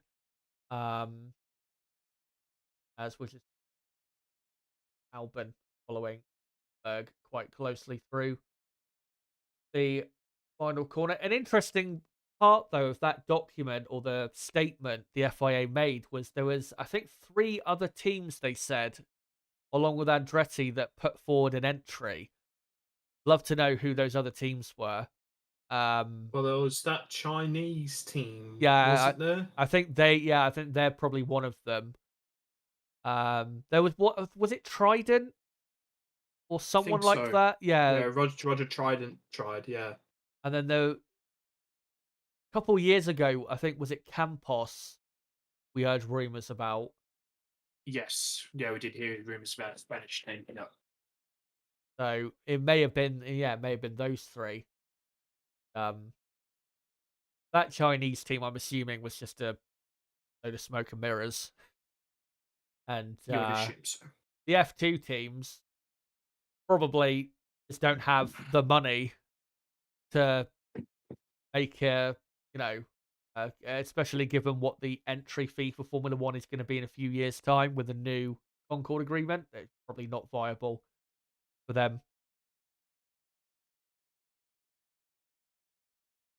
In that Sonoda out there on an outlap. Let's hope that they're now going to start going Racing Bulls for some quicker laps. They do tend to be Racing Bull. From what I remember in the past, they do tend to push quite a bit harder than other teams in testing. I remember, I think was it 2021? Sonoda ended up having like one of the best laps in testing. So they, Sonoda will be doing some quick laps here. And this is, even though Sonoda is not in the running for a Red Bull seat for 2025 for some reason, I mean, well, we know the reason because Red Bull, I think, only put him in the car more because of Honda than anything, even though he's a very good driver. But if Sonoda is going to find himself maybe at an Aston Martin team in the future, then I think this year against an experienced teammate, if he can outperform him, would be a really, really good year for him for his Formula One future. But still, whether Lance Stroll will be replaced, who knows? Probably not. Yes, Sonoda's a personal best first sector.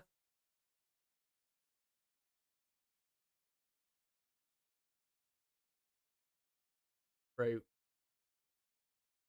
a hairpin down to turn 10.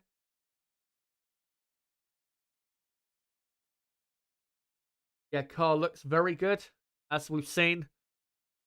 For all 3 days of testing, it looks very comfortable to drive. And like I said earlier in the stream, I think around street circuits and high aero tracks, I think this car is going to be one of those cars to look out for kind of like Alpine were to an extent last year, where they were one of those teams that could shock people and really put in a good lap.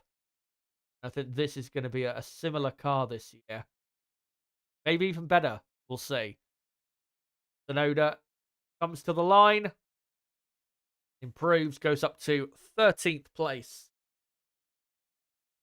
Racing Bull's car. Officially on the F1 broadcast, they keep calling them RB, but I'm not going to call them that because you can easily confuse that with Red Bull. So, and I've got to say, this whole stuff about the team name has been so silly. Because it literally says on the entry sheet, Racing Bulls, but they so desperate to be called Visa Cash App that they... To be fair, they announced that deal after the entry had to be submitted, right? So I think also that was sort of why. Yeah, maybe. Yeah, maybe. As I have heard a few people calling Sauber steak, which I'm not a big fan of. And that livery, as I've told you, is a war crime. It is horrendous. It is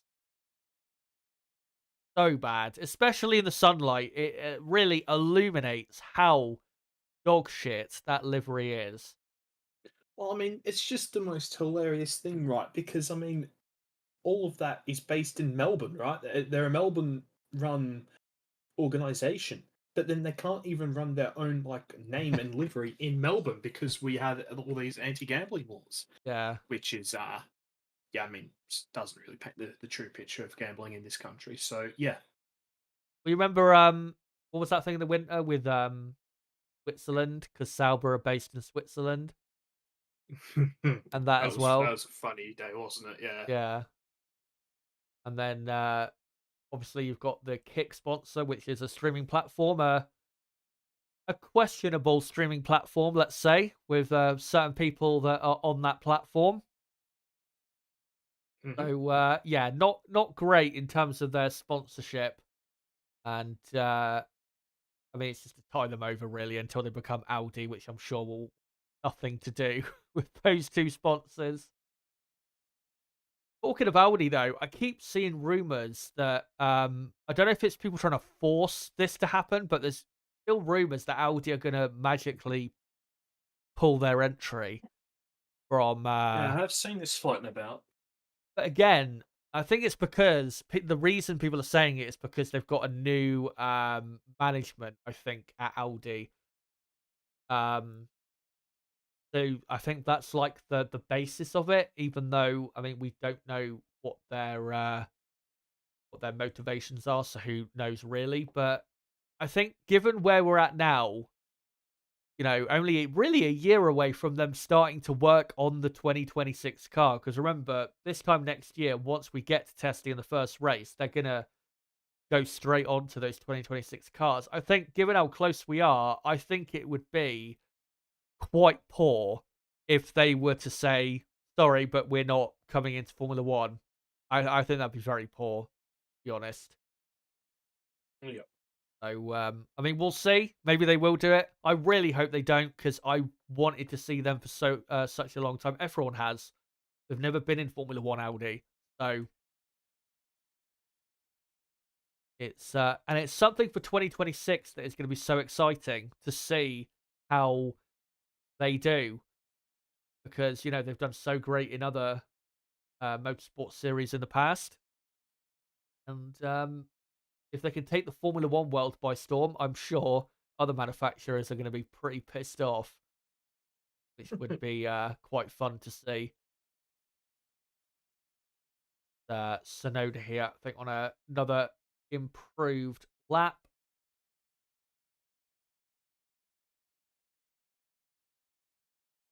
First sector, actually not that good. So I'll come see what other comments we've got in the chat.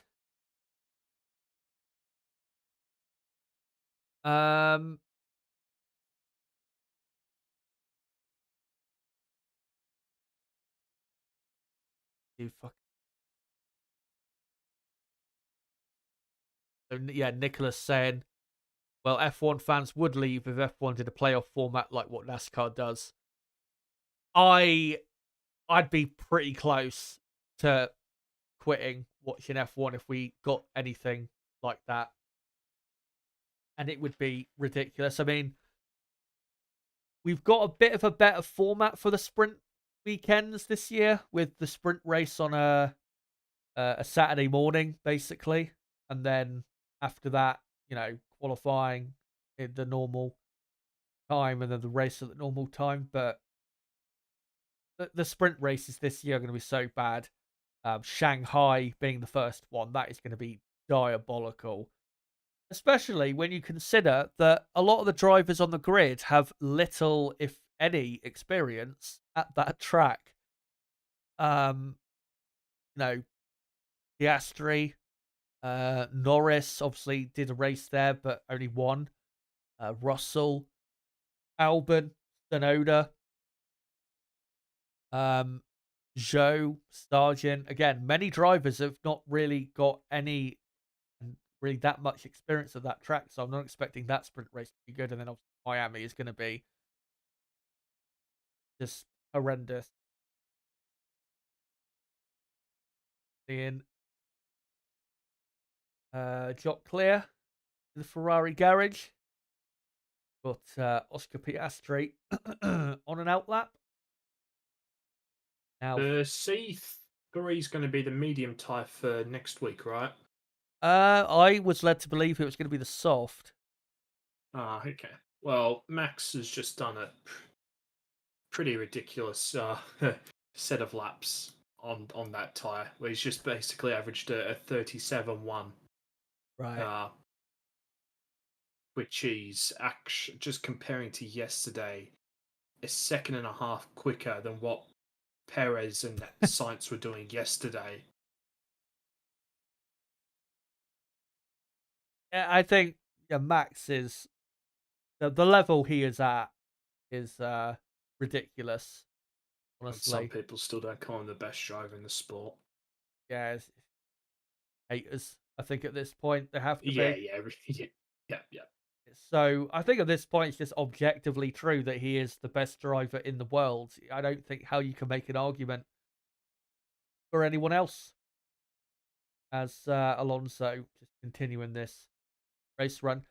As well, listening to the commentary on F1 TV has been great to listen to.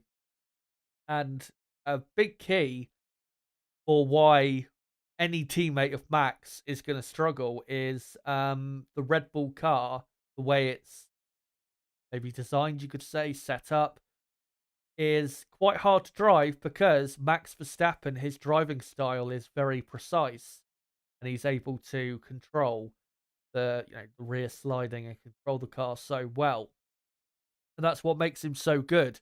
Is despite him being so aggressive, he's able to control it all so well. And that's what makes him, from the technical aspect of driving, such a great driver and by far the best driver in the world. There is no doubt about that. And I did see what was it? I don't know if it was yesterday. I don't think it was. I think it was the day before. The boss of Formula E has said he'll donate $250,000 to charity. I think it was if Max doesn't win the championship this year. Nice of that commitment. So funny. Yes, through turn 8. Race run here. Race sim, yeah. Oscar McLaren car looking pretty comfortable behind the wheel. No real corrections as we've seen through testing.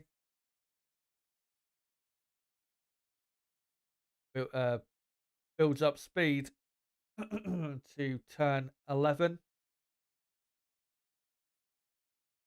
Yeah, interesting, especially next week to see how McLaren, Mercedes, and Aston Martin all compare to one another. And I think probably in qualifying will be a pretty close fight. But right, get to a couple more comments if we can. Uh, Joey saying the casual European feel of F1 has been lost. Yeah, I mean, the thing is, with putting more races in America and all of that, I'm not necessarily against it. It's more the street circuits that I'm against, because Yes. we should be racing at, preferably the best tracks in the world, because obviously that adds value to Formula One, racing at some of the best tracks in the world. So, I'd rather, if we were going to have 3 races in America, then I would rather it be COTA, Indianapolis, and I don't know, Watkins Glen, rather than Miami, Vegas, and COTA, because I think it would be long term a net positive, even though maybe initially it wouldn't earn more as much money as racing in Miami and Vegas. I think long term it would be the betterment of Formula One, but Liberty, they don't care about the long term. It's more about the short term gains, which is why we've got so many street circuits, because they're just trying to cash in essentially. And dude, like, Coast is one of the best tracks on the grid. Like Yeah. for racing, and the tire deck, the elevation changes. That's a proper racetrack. Even though like it's built like in the middle of a swamp, basically, like that's a proper racetrack, and that's what we want. That's what all F1 fans want. I mean, Kota's had so many good races there. I mean, 2012 with Vettel and Hamilton. I mean, 2015. Oh, that was a great All one. those wet races that we've had there. I mean, I think Verstappen probably had his best race win ever there in 21. Kimmy's race win there. I mean, there's been so many good races at that track. It's just a brilliant track, isn't it? But as well, the key with that is the inspiration behind the design is from other great tracks. The first sector, for example, is, I think, inspired by Silverstone, Well, Silverstone. and then the other parts of the track as well. They've got inspiration from different tracks, and that's what makes it such a great track. And I, I've never, except the sprint race that was there last year. If you're looking at just the Sunday races, I've never sat there and watched the US Grand Prix and thought, "Fuck, this is boring." Never experienced that with races at that track. Never happened, because it is a naturally good track. The drivers love it, fans love it. From what I've heard, the fan experience is very good. Ticket prices are pretty good compared to the other two, obviously American races, and I think just in general the ticket prices are pretty good. So, yeah, I mean that is, as we're saying, that's what we want. It's Charles Leclerc Yeah. here warming up for a lap, it appears. And of course, the other main inspiration for the track is Turkey's turn 9, but just Yeah, instead of actually being left-handers, it's obviously some right-handers. yeah, and as well, one thing I like about that track is, and they didn't intend for this, but the bumps have made it a really tough track, which it should be. Yeah, the bumps maybe shouldn't be as bad at times as they have been, Yeah. but it makes it a really tough racetrack, and I think the drivers really, really love it. I think it's been one of the best new tracks on the calendar we've had in the last, say, 15, 20 years. As Leclerc doing a tour through the pits to do a practice start at the exit of the pit lane. I can find some other comments here. Frank saying don't like the sprints either. I think most people now don't like them. And I think the main argument for them being, oh, well, it's better than a practice session, I think has slowly fell apart because I think even those people that were saying that are now realizing that it's not really that much better than a practice session. And I remember Baku last year, it was literally worse than the only practice session we had. So, uh, Leclerc done his practice start. Continues on. As we've got an hour and a half to go, guys, until the end of pre-season testing, and let's hope we'll get some proper quick runs. I'm hoping we do, but I'm not banking on it, to be honest. As Claire through turn 8, 9, 10. Almost fully dark the sky. Bahrain.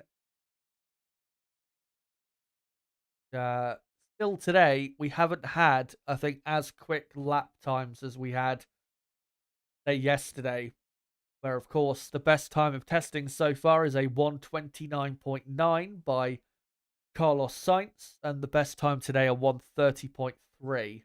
So we have still got a bit of lap time found. Remember, pole position last year for this race, which I think was on the C3 tyre of last year, was a 1:29.7. So we're not a million miles away from that. As Piastri on a new lap. Is it a push lap? Don't know. It's not. DRS is not open. Still some high vis on the rear wing. But yeah, not really that much going on at all. Prank saying, I get more of a Suzuka vibe from Kota. Yeah, you've got that a bit. The elevation changes a little bit, yeah. Yeah. And I mean, that, first sector, it's got that direction change bit to a certain extent, but it is definitely a lot closer to Silverstone. Yanni saying on the chat, the stake car's colours make it look like an Indy car. Not a good thing. I think there is. I don't know if there is now, but I think there used to be an Indy car that was like mostly black with a bit of green on it. Unless there is still.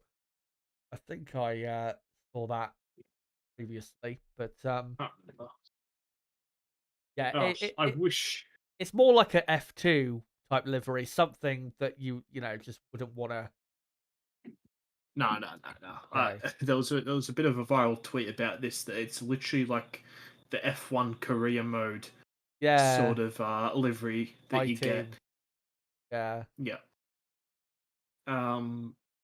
But yeah, I wish so much wish because IndyCar used to be on Australia's pay TV, KO or Foxtel, but sadly they lost the rights because they're pricks, and of course they lose the rights to multiple things, and they keep putting up the prices. Of course, as everyone's struggling with cost of living because everyone's fucking pricks. Of course, fuck you, Rupert Murdoch. And yeah, so sadly, not able to really watch IndyCar anymore. And it's a real shame because I mean, IndyCar's great. Love IndyCar, and of course, I love, as you know, I love Scott McLaughlin a hell of a lot from his time here in supercars. So yeah, it's a real shame that I can't really watch it anymore. yeah. It's IndyCar. I mean, if you guys in the chat, if you don't watch it or you maybe have seen it here or there, try and watch it a bit more because I mean, on Sky F1, occasionally when I know it's on, I'll put it on sometimes in the background and occasionally have a bit of a watch of it because it is quite entertaining at times and I mean, with the F1 season we were talking about earlier of 2012, I mean, IndyCar is like that on a much more permanent basis with the races moving around all the time and multiple different winners and plenty of battles all the time. And it's brilliant, brilliant series and very talented drivers. Not quite, obviously, on the top tier level of your Verstappens, Hamiltons, but still very good quality. No doubt about that. Max Verstappen now out there on a set of C1 tyres, I think.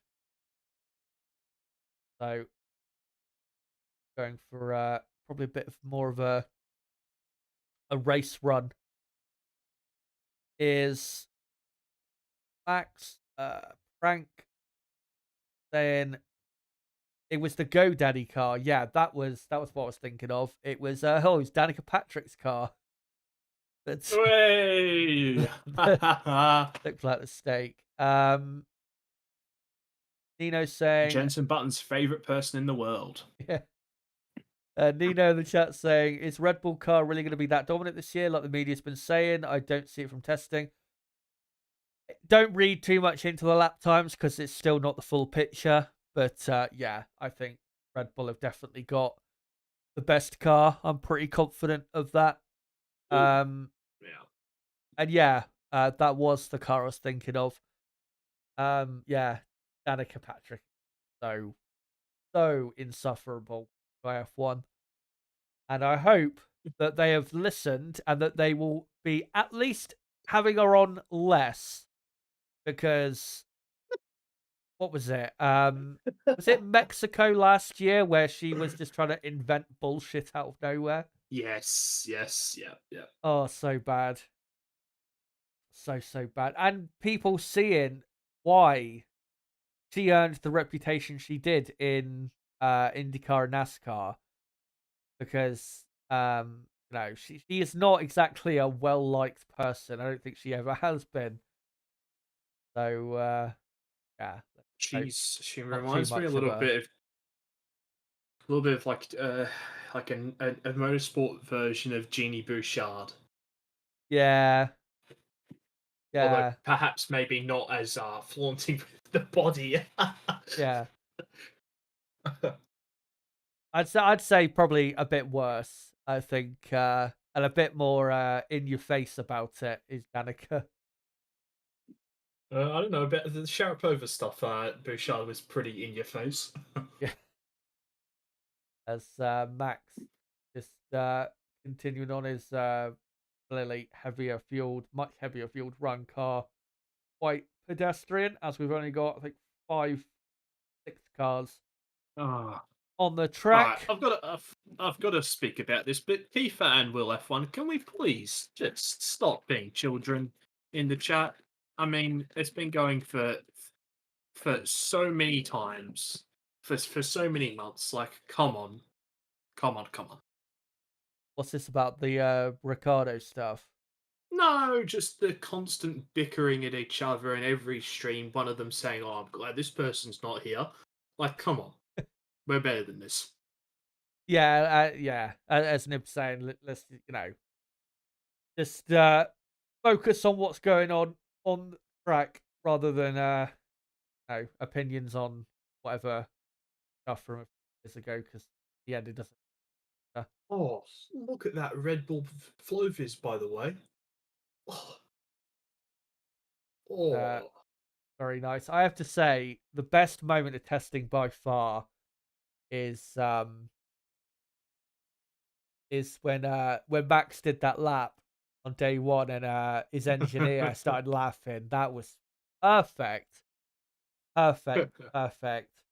And I think you pretty much can sum up this testing by that clip of like a minute long. It's just perfect timing.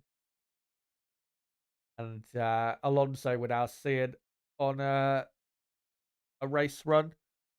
And to be honest, I think, and this may come as a surprise, I think I might bring the stream to a close in a few minutes because I don't think much else is going to happen here.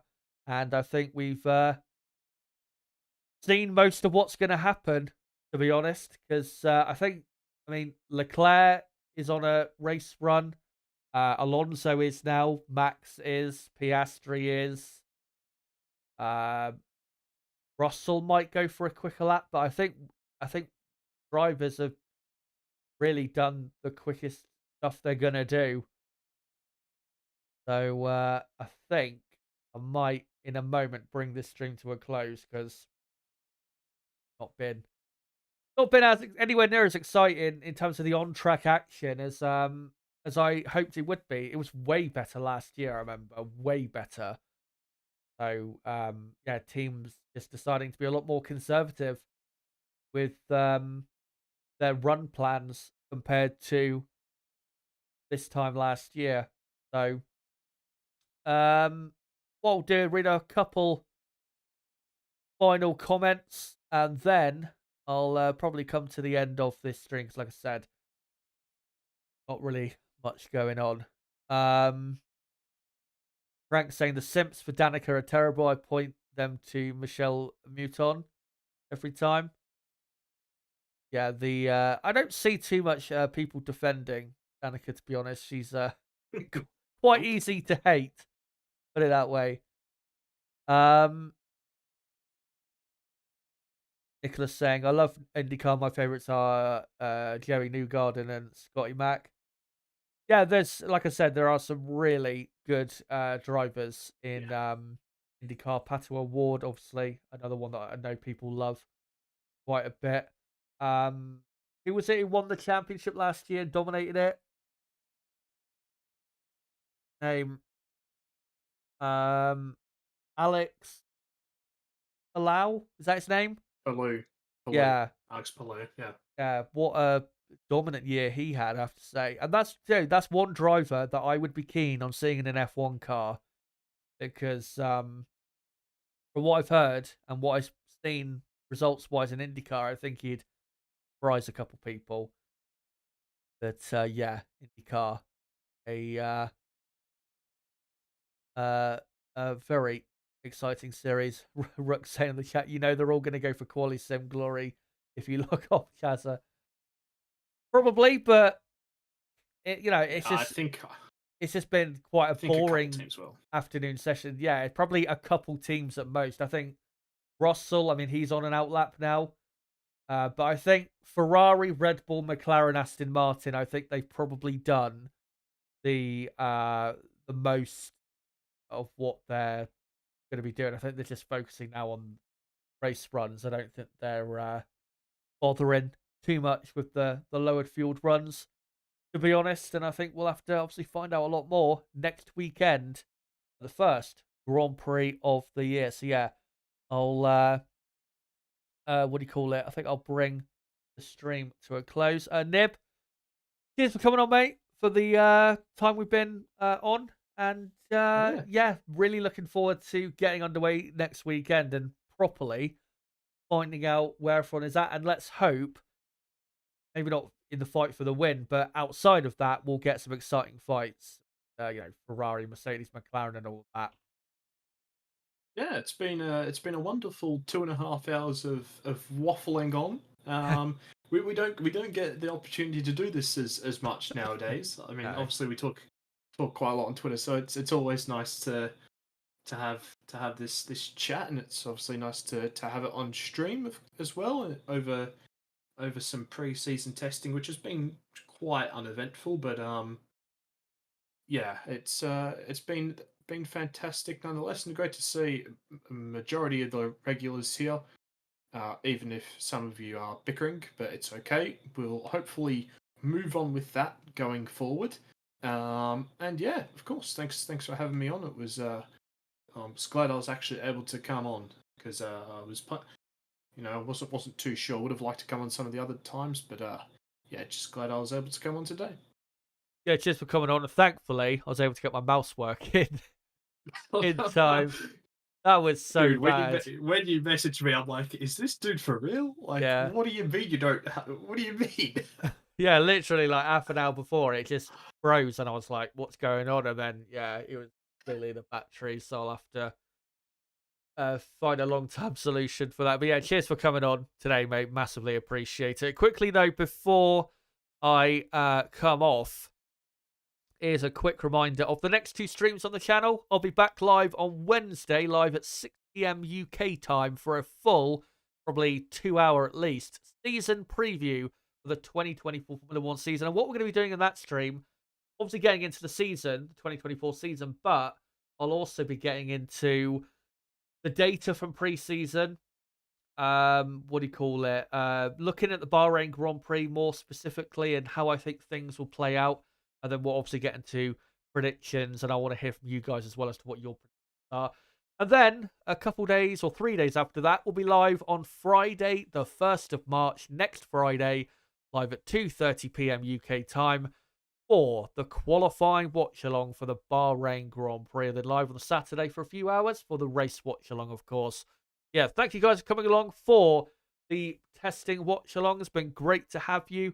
Make sure to come along to that season preview on Wednesday to give your thoughts on the season ahead. Before you go, if you are new to the channel, don't forget to subscribe for more content like this. Bottom right of the screen, you can do it right there. Smash the like button as well before you go. Really does help the channel grow. Make sure to check out some of my latest videos on the channel. Would be great if you could do that as well. And link below and in the chat to my Discord server. What do you call it? A great place, that server, for notifications for my videos, streams, and channel updates in general. But about what happens in the final, what have we got, hour and 15 minutes or so of this final day of testing. It's been me, Chazza HD. Goodbye.